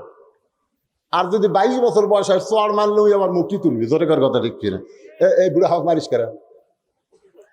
এই জন্য যখন যেটা লাগবে ইসলাম সেটা বলে দিয়েছে। আল্লাহর কোরআনকে যদি মানেন, আপনার মেয়ের দিকে আপনি তাকান, আপনার 17 বছরের মেয়েটা কিভাবে চলতেছে, কিভাবে চলা দরকার আর কিভাবে চলতেছে। সরকার নিয়ম করেছে মেয়েদের 18, ছেলেদের 22। এটা হলো সরকারি বয়স। কিন্তু দরকারি বয়স কখন? দরকারি একটা হলো দরকারি, একটা হলো সরকারি। এর আগের মাহফিল আমি বান্দাইখাড়া বলেছি, 3 কাজে কোনো সময় দেরি করবেন না। তার মধ্যে একটা হলো ছেলে মেয়ের যদি বিয়ের বয়স হয়, বিয়ে দিতে দেরি করবেন না। রাজি আছেন? দেরি করবেন, বিয়ে দিবেন, পরে আর বউ থাকবি না। বউ খালি কানবি, দাদির কাছে বলবি এটা কি মর্দের সাথে বিয়ে দিছে না হিজড়ার সাথে দিছে, মানে ওই সব শেষ করে দিছে, জীবন শেষ। এখন যে ভিডিও মোবাইল বানাচ্ছে 4G মোবাইল, এর ঘরের মধ্যে দরজা জানলা বন্ধ করে অশ্লীল ভিডিও দেখে দেখে এদের যৌবনেরা নষ্ট করতেছে। আর সময় মতো বিয়ে দিলে ওইটা লাত্তি মারা ফেলে দিয়া বইয়ের উপর প্র্যাকটিস করবি। জোরে কোন কথা ঠিক কি না? কথা কন রে ভাই, কথা কন। আমার সোনার যুবকগুলো নষ্ট হোক এটা আমি চাই না তো, আমার যুবকগুলো নষ্ট হয়ে যায় এটা আমি চাই না। অনেক বাবারা মনে করে হুজুর বিয়ে দিলে বউ খাবে কি, আরে বউ খাবে কি সেই চিন্তা আপনার করা লাগবে না। ওমা মিন দাব্বাতিন ফিল আরদি ইল্লা আলাল্লাহি রিজকুহা, পৃথিবীতে এমন কোনো বিচরণশীল প্রাণী নাই যার রিজিকের ব্যবস্থা আল্লাহ করেনি। জোরে কোন কথা ঠিক কিনা? বিয়ে দিয়ে দেখেন ওই ভালো হয়ে যাবে। ওই আর মোবাইলের পিছনে প্রতি মাসে 3,000 2,000 টাকা করে নেট খরচ করে, ওটা করবে না, ওটা বইয়ের পিছনে খরচ করবে। জোরে কোন কথা ঠিক কিনা? আর বইয়ের পিছনে 1 টাকা যদি খরচ করে আল্লাহ রাস্তায় 70 টাকা দান করার সওয়াব পাবে। জোরে কোন সুবহানাল্লাহ। একটু মনোযোগ দিয়ে শোনেন। আল্লাহ বলে ফেরেশতা আমার আলীকে পরীক্ষা কর, কারণ সন্তানগুলো না খায় কাঁদতেছে, কানতে কানতে ঘুমিয়ে গেছে, 6 দিরহাম দিয়ে খাবার কিনতেছে। এই মুহূর্তে আমার কোরআনের দাম বেশি না সন্তানের দাম বেশি? ফকির যখন সাইল করছে আল্লাহর কোরআন বলতেছে আম্মা সাইলা ফালা তানহার, সাইলকারীকে ফিরাস না। আলী কিন্তু সন্তানের দিকে না তাকায়া সাইলকারীকে 1 দিরহাম দিবার চায়। কিন্তু কোরআন যখন বলল ওমা তুনফিকু মিন শাইইন ফি সাবিলিল্লাহি ওয়াফা ইলাইকুম, আল্লাহ রাস্তায় দে আমি আল্লাহ 10 গুণ ফিরাই দিব, তখন আল্লাহর কোরআনকে বিশ্বাস করে আলী ফকিরকে 6টা দিরহাম দিল। রাসূল বলে আলী রে ওইটা ফকির না, ওইটাও হলো আল্লাহর ফেরেশতা। আলী রে যে তোমার কাছে উট বিক্রি করলো তাকে তুমি চিনো? আলী বলতে হুজুর আপনি যখন জানেন আপনি বলেন। আল্লাহ বলে আলী রে যে উটটা তুমি কিনেছিলে এই উটটা দুনিয়ার উট না, এই উটটা হলো জান্নাতের উট। ওই উটের পিঠে চড়ে আমার মেয়ে ফাতেমা জান্নাতে যাবে। সমস্ত নারীদেরকে আল্লাহ হেঁটে হেঁটে জান্নাতে নিবে, কিন্তু ফাতেমা জান্নাতি নারীদের নেত্রী হওয়ার কারণে আল্লাহ তাআলা তাকে উটের পিঠে করে জান্নাতে নিবে। সে উটটা তোমার কাছে বাকিতে 100 দিরহাম দিয়ে ফেরেশতা মানুষে বিক্রি করলো, আবার সেই ফেরেশতায় 160 দিরহাম দিয়ে তোমার কাছে কিনলো। 100 দিরহাম উট দিলা আর 60টা দিরহাম তুমি পাইলা। এইটা হলো আল্লাহ রাস্তায় যে 10 টাকা দেয়, দুনিয়াতে আল্লাহ তাকে 100 টাকা দেয়। 1 টাকা যে দান করে আল্লাহ তাকে 10 টাকা দেয়। এটা আলী বিশ্বাস করেছে। আমার সামনে যারা বসে আছেন আপনারা কি বিশ্বাস করেন? শেষ হওয়ার পরেই মিন শারিল ওয়াসওয়াসিল খান্নাস, ভিতরের নফস ওয়াসওয়াসা দিয়ে বলতেছে ইমাম সাহেব নামাজ তো ভালোই পড়াচ্ছ, বাবারের তালিকা ফকরের মধ্যে ব্যাক মেম্বারের উপরে কেশিয়ার কিন্তু বেতন দেয়নি, কি লিয়া বাড়ির যাব? এই কথা যেই মনে হচ্ছে এখন 3 রাকাত না 4 রাকাত ওটা খেয়াল নেই। এখন 3 রাকাত 4 রাকাত মনে করে যে বুঝছে, খেয়াল নাই, বুঝছেন না? এই দিক চিন্তা করা যায়, নামাজের খেয়াল নাই। যেই বসিছে সমস্ত ভ্যানালা এক যোগ আল্লাহু আকবার, ইমাম কাঁপতে কাঁপতে লাভ দিয়ে উঠছে, আরে এই ভুল হলো। সবাই জিজ্ঞাসা করে ইমাম সাহেব মাসের শেষের দিকে আপনার না লোকমা খান কেন? লোকমা কি জন্য খায়, যে বেতন দেয় না? আমি বলবো মসজিদের সৌন্দর্য হলো সব জিনিসের দাম বেড়েছে, ইমামের বেতন বাড়ানো লাগবে, ঠিক কিনা বলেন? সব জিনিসের দাম বাড়েনি, মুয়াজ্জিনের বেতন বাড়ায় দেবেন। মসজিদে টাইলস করেন, ফ্যান করেন, এসি লাগান। কমিটিরা গল্প করতেছে গরম বাড়া গেছে, মসজিদে এসি করা লাগবে। ইমাম কয় কে রে আমার বেতন বাদ দ্বারা এসির চিন্তা করে। অনেক মসজিদে এসি লাগায় অথচ ইমামের বেতন ঠিক মতো দেয় না। জোরে কর কথা ঠিক কিনা? আমি আপনার অনুরোধ করব, সুন্দর হবে মসজিদ, আল্লাহর ঘর, রাস্তার পাশে আল্লাহর ঘর, মসজিদ, মুসল্লির অভাব হবে না ইনশাল্লাহ। ইমাম মুয়াজ্জিনের দিকে খেয়াল রাখবেন। আর আপনাদের মসজিদের যে হয়েছে আদায় ইনশাল্লাহ মসজিদ হবে। গ্রামের লোক সজাগ থাকেন, আত্মীয় স্বজন যারা বাইরে চাকরি করে ওদেরকে বলবেন বাবা আমাদের এইটা দরকার, এটা দিয়ে দিবেন ইনশাল্লাহ। এখন আসেন আলোচনায়। যারা দাঁড়াইছেন আপনারা বসেন, একটু জিকির করেন লা ইলাহা ইল্লাল্লাহ, লা ইলাহা ইল্লাল্লাহ, লা ইলাহা ইল্লাল্লাহ, মুহাম্মাদুর রাসূলুল্লাহ সাল্লাল্লাহু আলাইহি ওয়াসাল্লাম। ফাতেমা বলে, স্বামী গো, কোন আমলের কারণে কাঠুরার বউ আমার আগে জান্নাতে যাবে? সে আমলের কথা না বলে আপনি একটা দানের ওয়াজ করলেন। কিসের ওয়াজ? এখন কিসের ওয়াজ? কোন আমলের কারণে কাঠুরার বউ আমার আগে জান্নাতে যাবে সেইটা না বলে আপনি একটা দানের ওয়াজ করলেন। আলী বলে, ফাতেমা, তুমি যখন জান্নাতে যাবে, আল্লাহ তোমাকে উঠের পিঠে করে জান্নাতে নিবে, কারণ তুমি জান্নাতি নারীদের নেত্রী। এই কারণে আল্লাহ তোমাকে হেঁটে হেঁটে জান্নাতে নিবে না, জান্নাতি নারীদের সর্দারণী হওয়ার কারণে আল্লাহ তোমাকে উঠের পিঠে বসায় দিবে। উঠা জান্নাতের নিকটে গিয়ে আর সামনের দিকে যাবে না। ফেরেশতা বলবে, আল্লাহ, উটটা জান্নাতের নিকটে এসে আর জান্নাতের ভিতরে যায় না, উটটা কি করব? আল্লাহ কয়, উটটা যদি সহজে না যায় তাহলে টেনে টেনে উটটাকে জান্নাতে নিয়ে যাওয়া লাগবে। ফেরেশতা বলে, আল্লাহ, কি ধরে টানবো? উটের তো টানার কিছুই নাই। আল্লাহ তখন বলবে, রে ফেরেশতা, ওই যে ফাতেমার ওন্না 6 দিরহাম দিয়ে কিনে আমি জান্নাতে রাখছি, ওই ওন্নাটা উটের গলায় বেঁধে দাও। ফেরেশতারা ফাতেমার ওন্না টেনে উটের গলায় বেঁধে দিবে। ওন্নার একটা অংশ নিচের দিকে ঝুলতে থাকবে। ফেরেশতা বলে, আল্লাহ, এখন উটটাকে কেটে নিয়ে জান্নাতে নিয়ে যাবে। আল্লাহ তখন ডাক দিবেন, জামিলা, রে কাঠুরের বউ জামিলা, তোমার স্বামী সব সময় দোয়া করতো, আল্লাহ, আমার বউটাকে তুমি সবার আগে জান্নাতে দিও।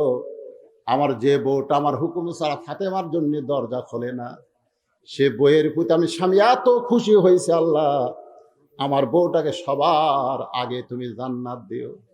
আলী বলে, ফাতেমা, তুমি জান্নাতি নারীদের নেত্রী, তুমি সবার আগে জান্নাতে যাবে, কিন্তু আমি কোনোদিন তোমার জন্য দোয়া করি নাই। স্বামীর দোয়া আল্লাহ কবুল করে, আমি কোনোদিন তোমার জন্য দোয়া করি নাই। কিন্তু কাঠুরা বইয়ের জন্য দোয়া করার কারণে বউটা এসে অন্যার মাথা ধরে তোমাকে টেনে টেনে জান্নাতে নিয়ে যাবে। তুমি জান্নাতে যাচ্ছ, এটাই তোমার বিশ্বাস, কিন্তু কাঠুরার বউ যে তোমাকে টানতেছে, এটা হলো আল্লাহর হিকমত। ও ফাতেমা, তোমার পা উঠ থেকে জান্নাতে দেওয়ার আগে ওই কাঠুরার বইয়ের পা জান্নাতে আগে যাবে। সঙ্গে সঙ্গে ফাতেমা চিল্লায় বলে, মাবুদ, যে মেয়েরা পর্দার মধ্যে থাকবে আর যে মেয়েরা স্বামীর কথা মতো চলবে, এখানে দুইটা কথা আমার মা বোনদের বলতেছি, যে মেয়েরা পর্দার মধ্যে থাকবে আর যে মেয়েরা স্বামীর কথা মতো চলবে, ওই মেয়েদেরকে ফাতেমা দোয়া করেছে, আল্লাহ যেন ফাতেমা জামিলার সঙ্গে জান্নাত দেয়। আপনারা বলেন তো, মেয়েদের আর ওয়াজ করা লাগবে? যখন লাগবে, আমার মেয়েরা খুশি হয়ে গেছে যে এত রাত জাগে আমরা ওয়াজ পাইছি রে। ও মা, খালি ওয়াজ পাইলে হবে না, আমল করা লাগবে, স্বামীর কথা মতো চলতে হবে। স্বামী ঘরের মধ্যে আসলে, আমি বান্দায় খারাপ ওয়াজ করছি, মেয়েদের সমস্ত কাজ কাম হারাম, একটা কাজ হলো স্বামীকে খুশি করা। যেরকম স্বামীকে কি করা, সে যে ভাবেই হোক। অনেক স্বামী আছে খুশি হয় না, তাকে দরকার হলে আল্লাহ রাসূল বলছে কাতুকুতু দিয়ে খুশি করো। কাতুকুতু বোঝেন না, যেটি হাত দিলে সেটি হাত দিয়ে খুশি করা লাগবে, না হয় চোখ টিভি মারা খুশি করা লাগবে, মুচকি হাঁইদা খুশি করা লাগবে। স্বামী এখন বহু টেনশনে আছে, বাজারের সব জিনিসের দাম বেশি, কামাই নাই, খরচ বেশি। এই দুঃখী স্বামীকে খুশি করা দরকার আছে না নাই? যেরকম আছে না নাই? আরে আদা লাগবে, রসুন লাগবে, পেঁয়াজ লাগবে, এটা না পারো না, কি মরদ হয়েছে তুমি? এরকম স্বামীকে ছোটা দিও না, কারণ সব জিনিসের দাম বেশি, আদার দাম বেশি, রসুনের দাম বেশি, পেঁয়াজের দাম বেশি, ওই টাকা পাবি গুটিরে। এই জন্য মায়েদের বলবো, ধৈর্যশীলা নারী হবেন। ফাতেমা কোনোদিন আলীকে কষ্ট দেয়নি, আপনারাও দেবেন না। যা লাগবে সুন্দর করে স্বামীর গালে চুমা দেয়, বললেন, স্বামী, আদা কিন্তু ফুরে গেছে, পারলে একটু আদা নিয়ে আসবেন, পারলে একটু আদা নিয়ে আসবেন, একটু, একসার না, একটু। কারণ আগে প্রধানমন্ত্রী বলছে পেঁয়াজ ছাড়াও তরকারি হয়, যেরকম হয় না। প্রধানমন্ত্রী যদি পেঁয়াজ ছাড়া খাওয়ার পরে তুই এত বড় কি হয়েছিস রে? বেগুনের দাম বেড়ে গেল, প্রধানমন্ত্রী বলো পেঁপা পেঁপা বেগুনি করা যায়, পেঁপা হাই রে পেঁপা দিয়ে বলে বেগুনি হয়, মাথায় নষ্ট। জোরে ঘর কথা ঠিক কিনা? আসলে প্রধানমন্ত্রী মাঝে মধ্যে যে কথাগুলো বলে, আমি বলি এগুলো না করে বাজার নিয়ন্ত্রণ করেন। সেদিন এক নেতা বললো, হুজুর আপনারা তো আমাকে ভালো কাজ দেখেন না, আমাকে প্রধানমন্ত্রী 564টা মডেল মসজিদ নির্মাণ করছে, আপনি কোনোদিন করছেন? আপনি কোনোদিন করছেন? পৃথিবীর কোন রাষ্ট্রের প্রধানমন্ত্রী এতগুলো মসজিদ নির্মাণ করেনি যেটা আমাদের বাংলাদেশের প্রধানমন্ত্রী করছে। কথা ঠিক কিনা বলেন? আপনি মসজিদ দেখলে কলজা ফেরে দেবেন। আপনাকে রাজনগরে আছে না নাই? প্রায় 20 কোটি টাকা খরচ করে এক একটা মসজিদ নির্মাণ করছে প্রত্যেকটা উপজেলা। না বেশি, 564টা উপজেলা, তো 500টা না, প্রত্যেকটা উপজেলার চাইতেও বেশি। গোটা পৃথিবীতে এত মসজিদ কোন দেশের প্রধানমন্ত্রী প্রেসিডেন্ট তৈরি করেনি যেটা বর্তমান বাংলাদেশের প্রধানমন্ত্রী করেছে। কথাটা ভালো না খারাপ? মাশাআল্লাহ। এই রোহিঙ্গা মুসলমানকে আমাদের প্রধানমন্ত্রী কি বলছিল জানেন? দরকার হলে 3 সন্ধ্যার জায়গা 2 সন্ধ্যা খাবারে রোহিঙ্গা মুসলমান আমাকে ভাই ওরকম আমরা জায়গা দিবার চাই। ভারত জায়গা দেয়নি, চীন জায়গা দেয়নি, গরিব বাংলাদেশ রোহিঙ্গা করে জায়গা দিছে। জোরে করার কথা ঠিক কিনা?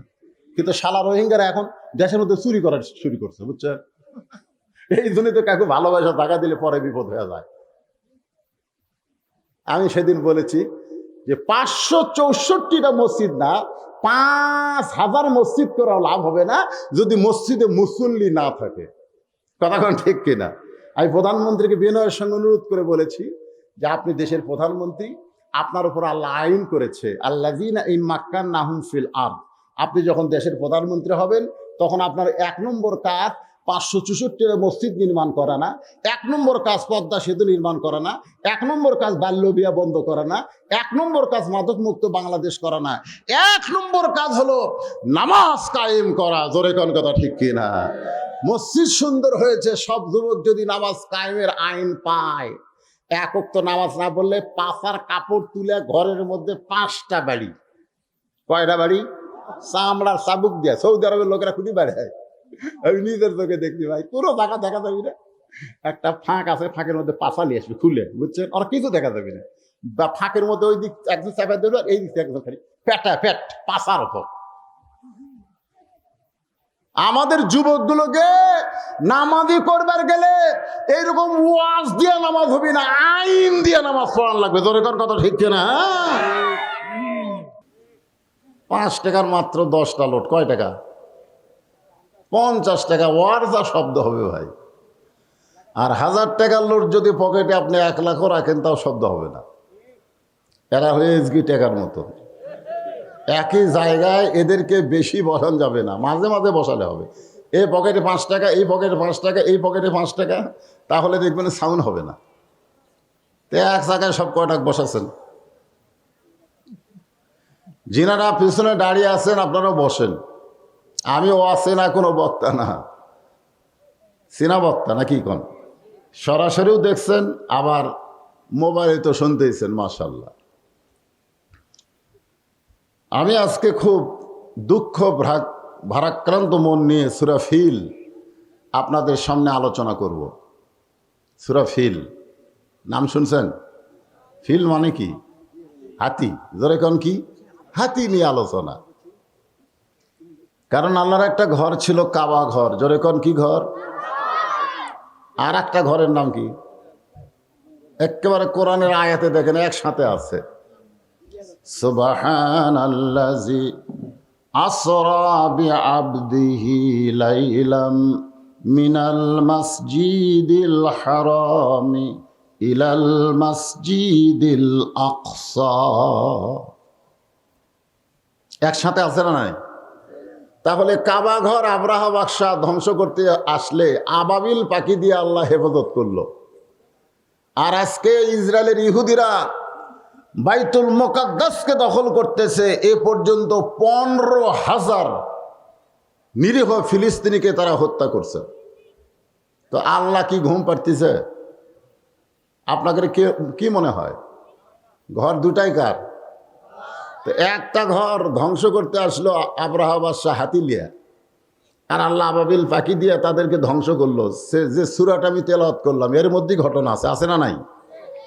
কিন্তু আর একটা ঘর সেইটা ধ্বংস করতেছে, অথচ আল্লাহ কিছুই করতেছে না, খালি মুসলমান মরতেছে। এই বিষয়ে আমাদের একটু জানার দরকার আছে না নাই? যেরকম আছে না নাই?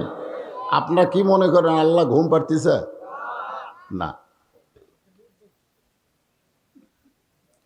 এই জন্য যারা দাঁড়িয়ে আছেন আপনারা বসেন। আজকে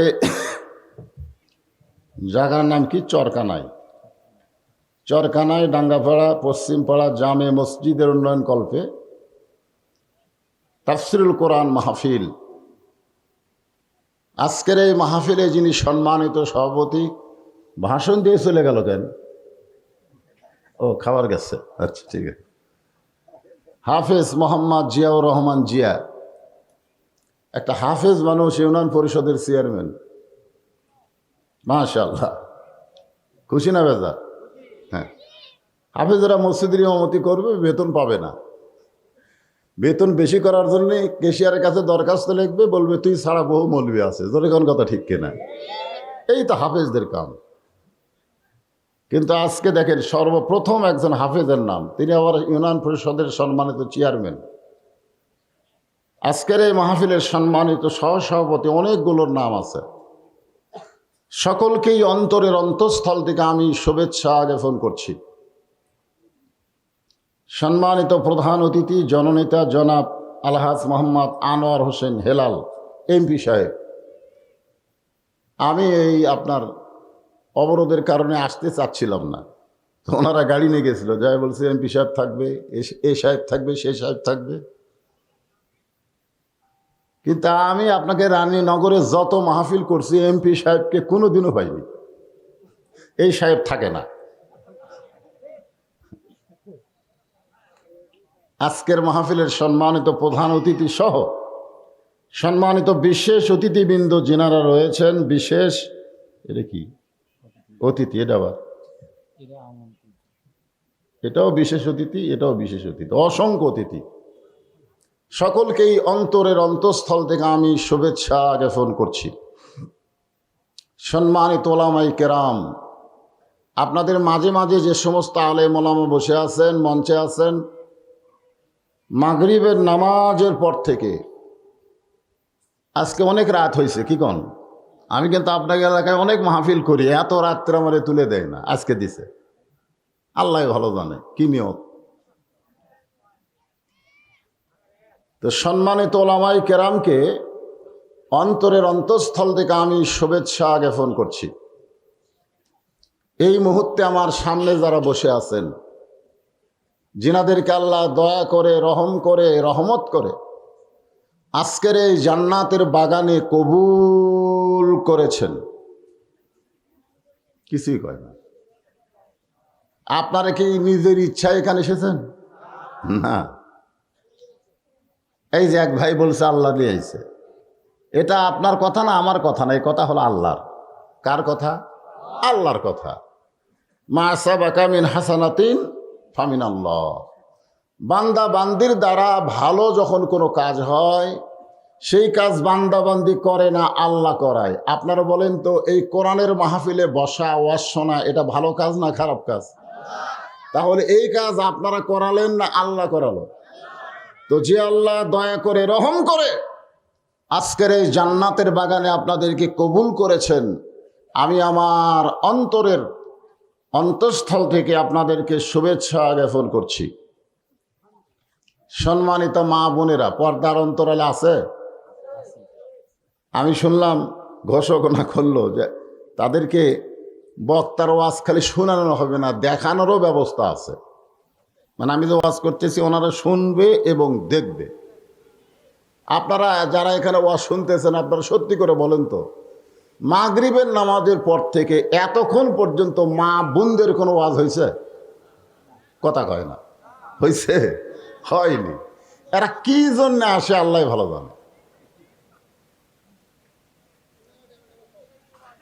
না না না, আপনি কি বুঝতেছেন? আমাদের বর্তমানে বাংলাদেশের যিনি প্রধানমন্ত্রী, উনি কি মা? কন না কেন? মা, মানবতার মা। এই মাথা প্রকাশ করে মানবতার মা।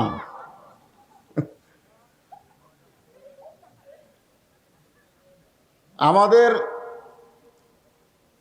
বাংলাদেশের প্রধানমন্ত্রী একজন নারী। আমি টাঙ্গাইলের এক ওয়াজে বলেছিলাম যে মেয়েরা জোরে কথা বললে পরপুরুষ শুনলে পাপ হয়, এই জন্যে মেয়েরা জোরে কথা বলবেন না। মানে একটা পুরুষের প্যান্ডেলের কাছে মেয়ে মানুষের প্যান্ডেল, খালি হইচই করতেছে, শোনা যায়। আমি রাগ করে বলছিলাম, এই জোরে কথা বললে পরপুরুষ শুনলে পাপ হয়। তখন এক মেয়ে মানুষ আমার একটা স্লিপ দিয়ে বলতেছে, হুজুর প্রধানমন্ত্রী যখন জাতির উদ্দেশ্যে ভাষণ দেয় এটাই শোনা কি? মেয়েরা কথা জোরে বললে যদি পাপ হয়, তো প্রধানমন্ত্রী তো জোরেই ভাষণ দেয়, তো এইটা শোনা জায়েজ না হারাম? আপনি ফতুয়া দিয়ে যাবেন। আমি চিন্তা করলাম এইটার যদি ফতুয়া দেই তো আমাকে আর যমুনা ব্রিজ পার হওয়া লাগবে না। জোরে কোন ঠিক না? আমি চিন্তায় পড়ে গেলাম কি করি। তখন আল্লাহর কোরআন আমার সামনে এসে বলতেছে, উদউ ইলা সাবিলি রব্বিকা বিল হিকমাহ। ডাইরেক্ট যদি বলবার না পারিস, বক্তা অ্যাঙ্গেলে ডোজ দিয়ে যা, জনগণ পরে বুঝবার পারবে। জোরে কোন কথা ঠিক না? হ্যাঁ, চালাক না রে ভাই, পরিবেশই সব কিছু করে, ঠিক কিনা কন? হ্যাঁ। তো আজকে আমার মা বোনদের জন্য কিছু ওয়াজ করা লাগবে। আমি সূরা ফিল নিয়ে কথা বলবো, যেখানে পুরুষের কথা আছে, আব্রাহা বাদশার কথা আছে, হস্তি বাহিনীর কথা আছে, ধ্বংস হওয়ার কথা আছে। যারা পারমাণবিক বোমা মারছে তারা কোনো মানুষ না, তারা হলো আবাবিল পাখি, তয়রান আবাবিল। সুবহানাল্লাহ বলে। আর আজকে বাইতুল মুকাদ্দাসের জন্যে হাজার হাজার মুসলমান জীবন দিচ্ছে, ওখানে আল্লাহ কিছুই করতেছে না। আল্লাহর কে আবাবিল পাখি শেষ? তো আল্লাহ কেন বাইতুল মুকাদ্দাসের ব্যাপারে অনীহা প্রকাশ করতেছে? কেন হাজার হাজার মুসলমান মারা যাচ্ছে? এইটাকে সামনে নিয়েই হবে আজকের আলোচনা। বর্তমান প্রেক্ষাপটে শোনার দরকার আছে না নাই? যখন আছেন না, শুনতে হবে তো। আপনারা মনে করতেছেন আমরা খুব ভালো আছি। আমাদের তিন দিকে আছে ভারত। যেরকম তিন দিকে কি? ভারত। ভারতের বাবরি মসজিদ কিন্তু ওরা ভাঙ্গা গুঁড়া করে রাম মন্দির বানাচ্ছে। যেরকম কথা ঠিক কিনা? আমরা কিছুই করতে পারিনি, খালি বাংলাদেশে না মিছিল করছি, জীবন দেয়নি। সে ভারত আমাদের তিন দিকে আছে না নাই? বাংলাদেশের কিছু লোক চিন্তা করে ভারত যদি আমাদের সঙ্গে থাকে আমাদের ঠেকায় কে? যেরকম ঠিক কিনা? কথা কন না কেন? আবার কিছু লোক চিন্তা করতেছে আমেরিকা যদি আমাকে একটু সমর্থন দেয় আমাকে ঠকাই কে? কিন্তু মুসলমানকে বলতে হবে ভারত না আমেরিকা না, আল্লাহ পাক আমাদের সঙ্গে থাকা লাগবে। জোরে কোন কথা ঠিক কিনা? আল্লাহ। নবীর দাদা আব্দুল মুত্তালেব কাবা ঘরের দরজাত গিয়ে দাঁড়িয়ে গেলেন, গিয়ে বললেন, কাবার মালিক আমরা নিরস্ত্র, আমাদের কোনো অস্ত্র নাই। তোমার কাবাকে ধ্বংস করার জন্য ইয়ামিন থেকে এক বাদশা আইছে হস্তি বাহিনী নিয়ে, কাবাকে আজকে মাটির সঙ্গে গুড়াইয়া দিবে। আমার কোনো কিছু করার ক্ষমতা নাই, আমি সব দায়িত্ব তোমাকে দিয়ে দিলাম, তোমার ঘর তুমি রক্ষা করো। আপনারা বলেন তো, ফিলিস্তিনের কোন মুসলমান বলেছে যে আল্লাহ বাইতুল মুকাদ্দাসের দায়িত্ব তোমাকে দিয়ে দিলাম, তোমার ঘর তুমি রক্ষা করো? এইরকম একটা কথা ফিলিস্তিনের মুসলমান বলেনি, বরং তারা বলেছে জীবন থাকতে আল্লাহর ঘর আমরা নষ্ট হতে দিব না। জোরে কোন কথা ঠিক কিনা? দায়িত্ব আল্লাহর উপরে দিছে না নিজে নিছে? ঠেলা আছে।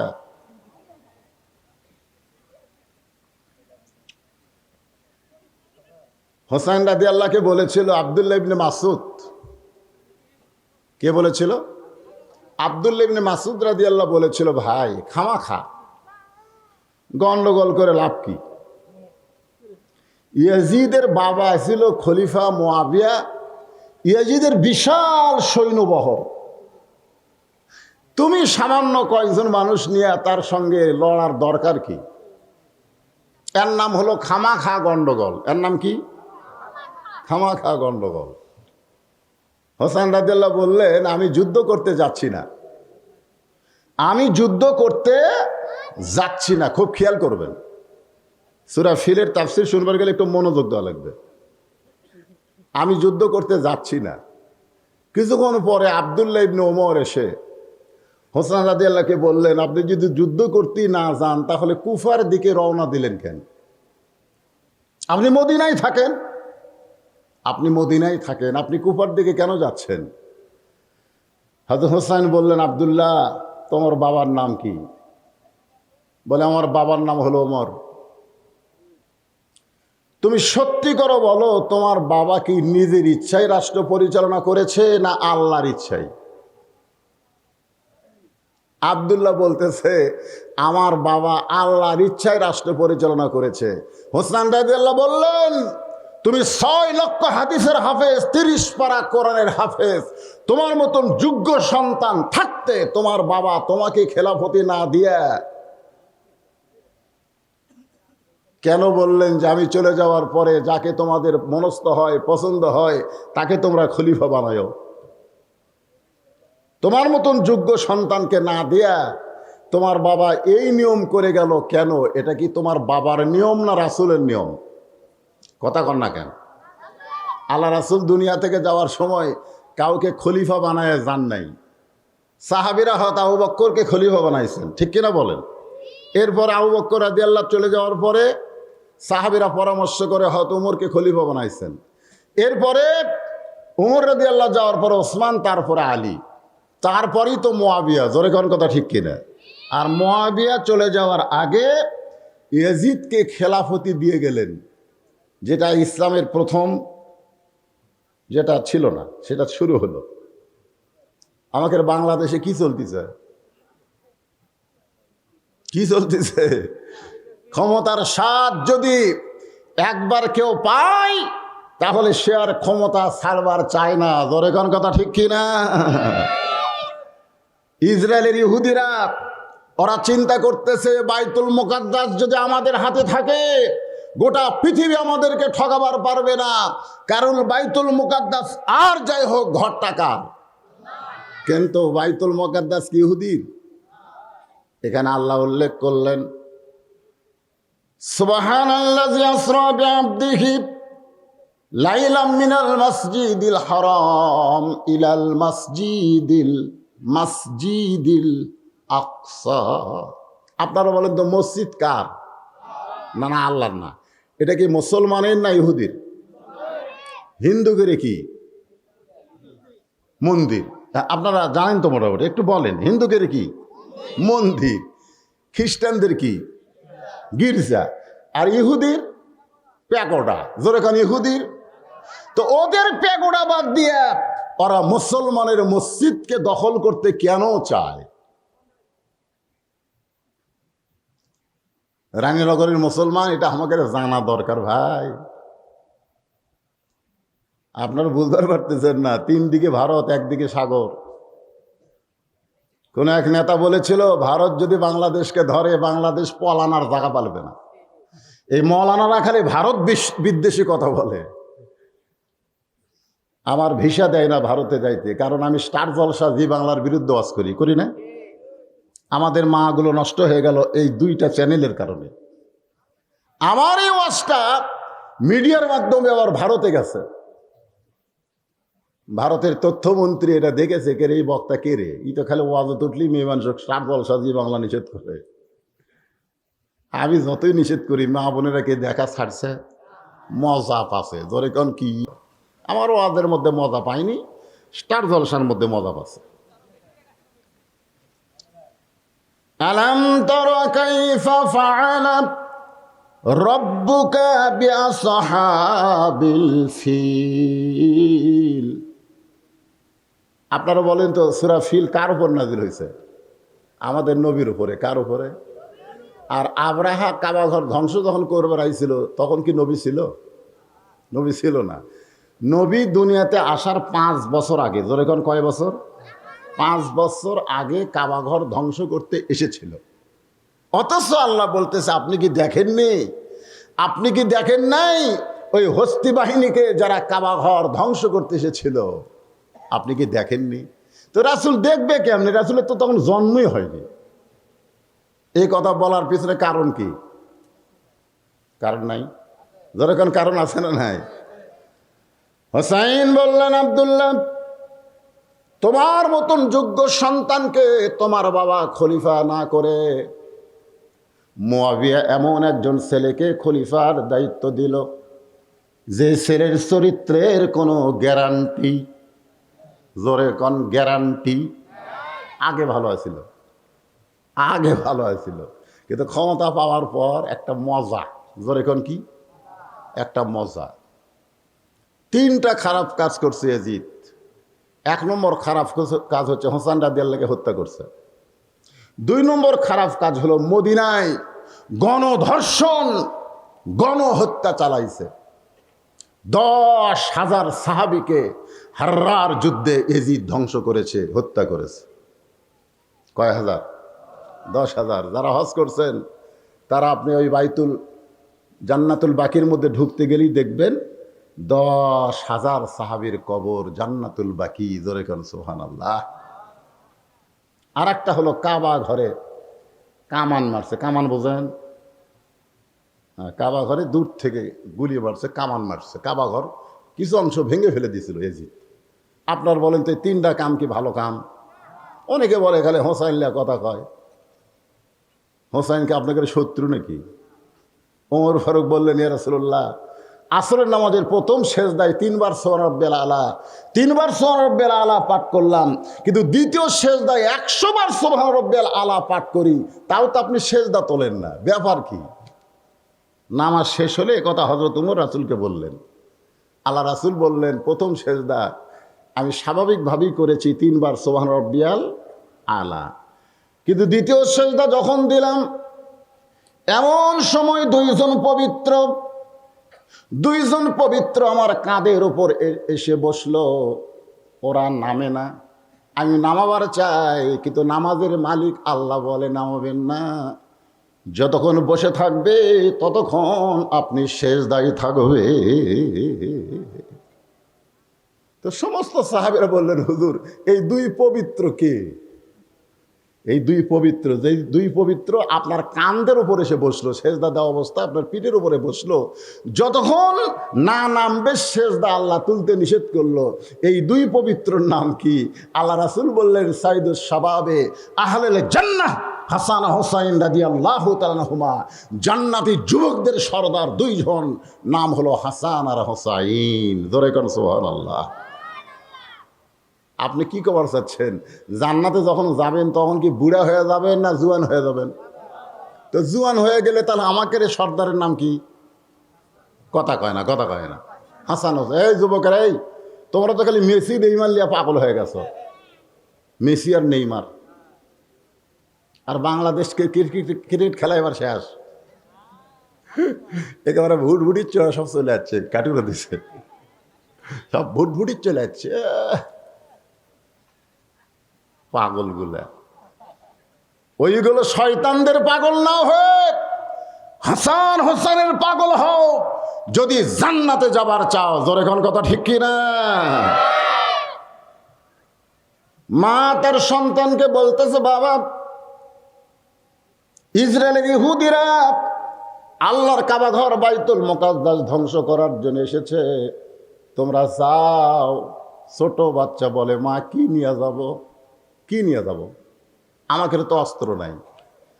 তখন মা একটা পাথর দিল হাতে। এই খেয়াল করেন, কিছুদিন আগেকার ঘটনা। একটা কি দিছে? একটা পাথর দিয়ে বলতেছে, বিসমিল্লাহকে ছেড়ে দিও।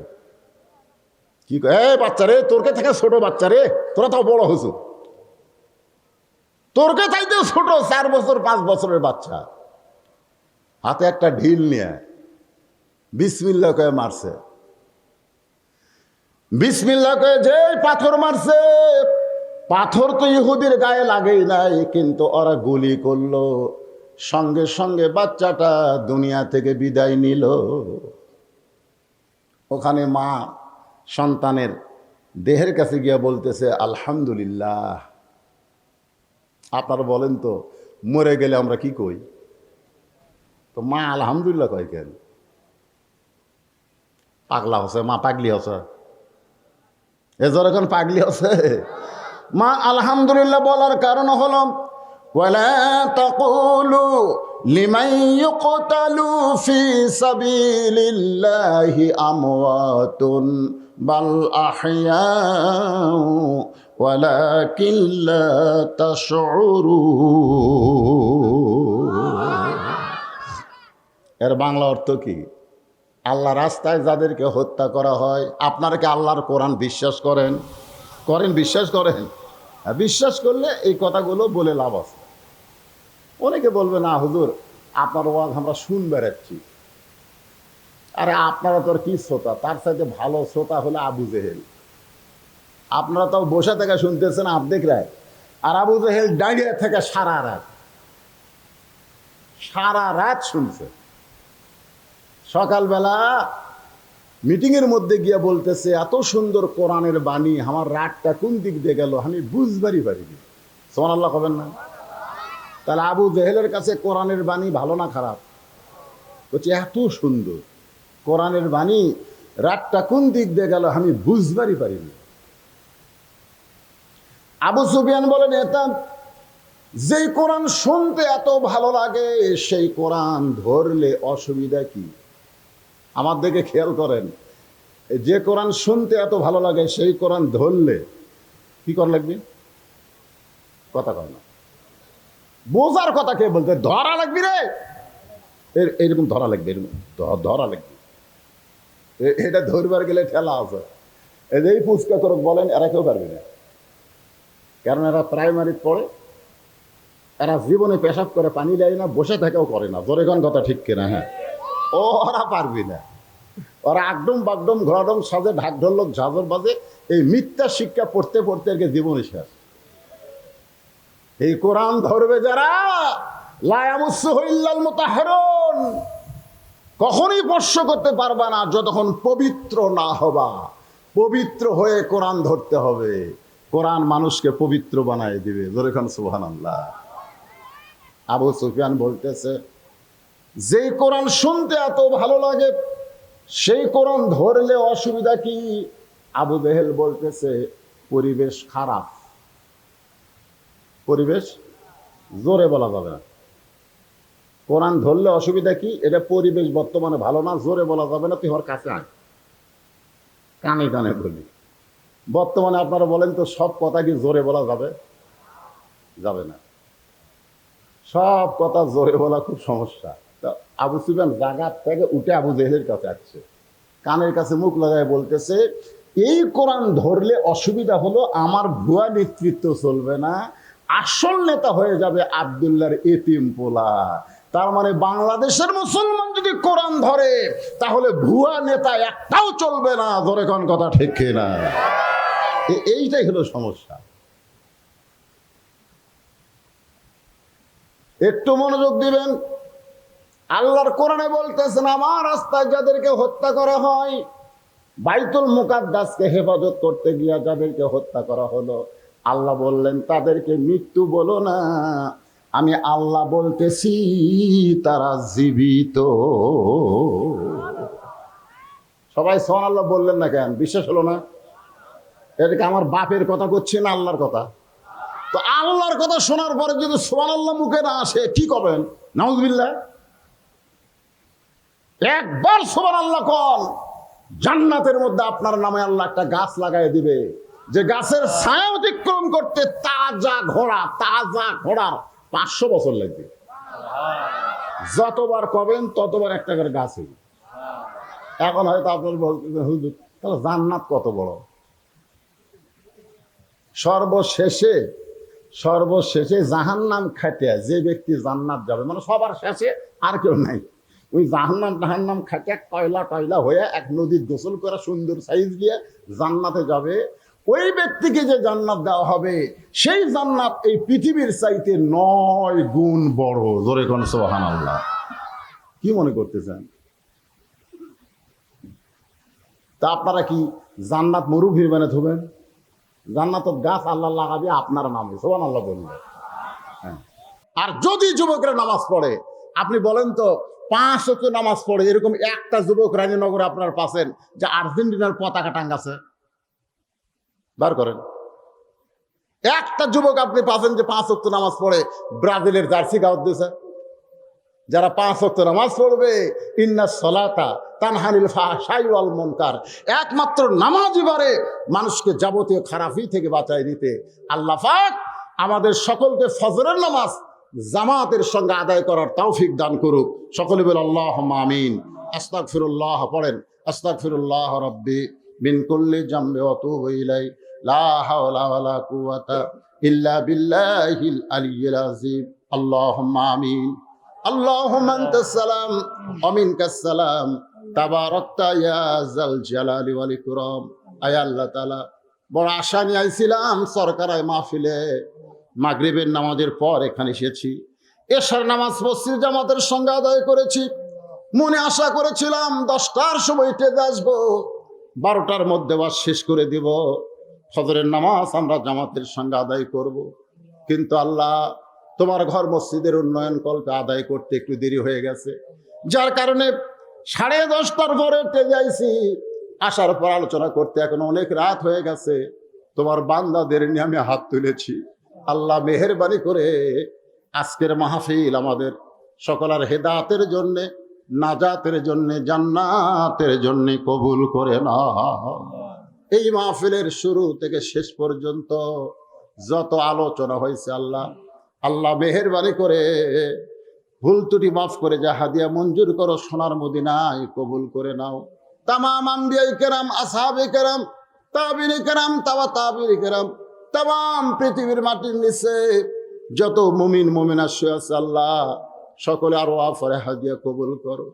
আমার কলিজা ফেটে যায়, মেহেদি হাসান নামে আল্লাহ তোমার একজন তালবে এলেম, আল্লাহ কোরআনের হেফজ করতে করতে দুনিয়া থেকে বিদায় হয়ে গেছে। আল্লাহ তার জন্য দোয়া করি, তার কবরকে জান্নাতের টুকরা বানায়া দাও। আল্লাহ আমরা যারা হাত তুলেছি, আমাদের মধ্যে জনম দোকরি মা বাবা যাদের কবরে গেছে, মেহেরবানি করে মা বাবার কবর জান্নাতের টুকরা বানায়া দাও। আমাদের দাদা দাদি, নানা নানি, আত্মীয় স্বজন, আপনজন, শ্বশুর শাশুড়ি যাদের কবরে গেছে আল্লাহ মাফ করে দাও। আল্লাহ এই মসজিদকে কিয়ামত পর্যন্ত কবুল করে নাও।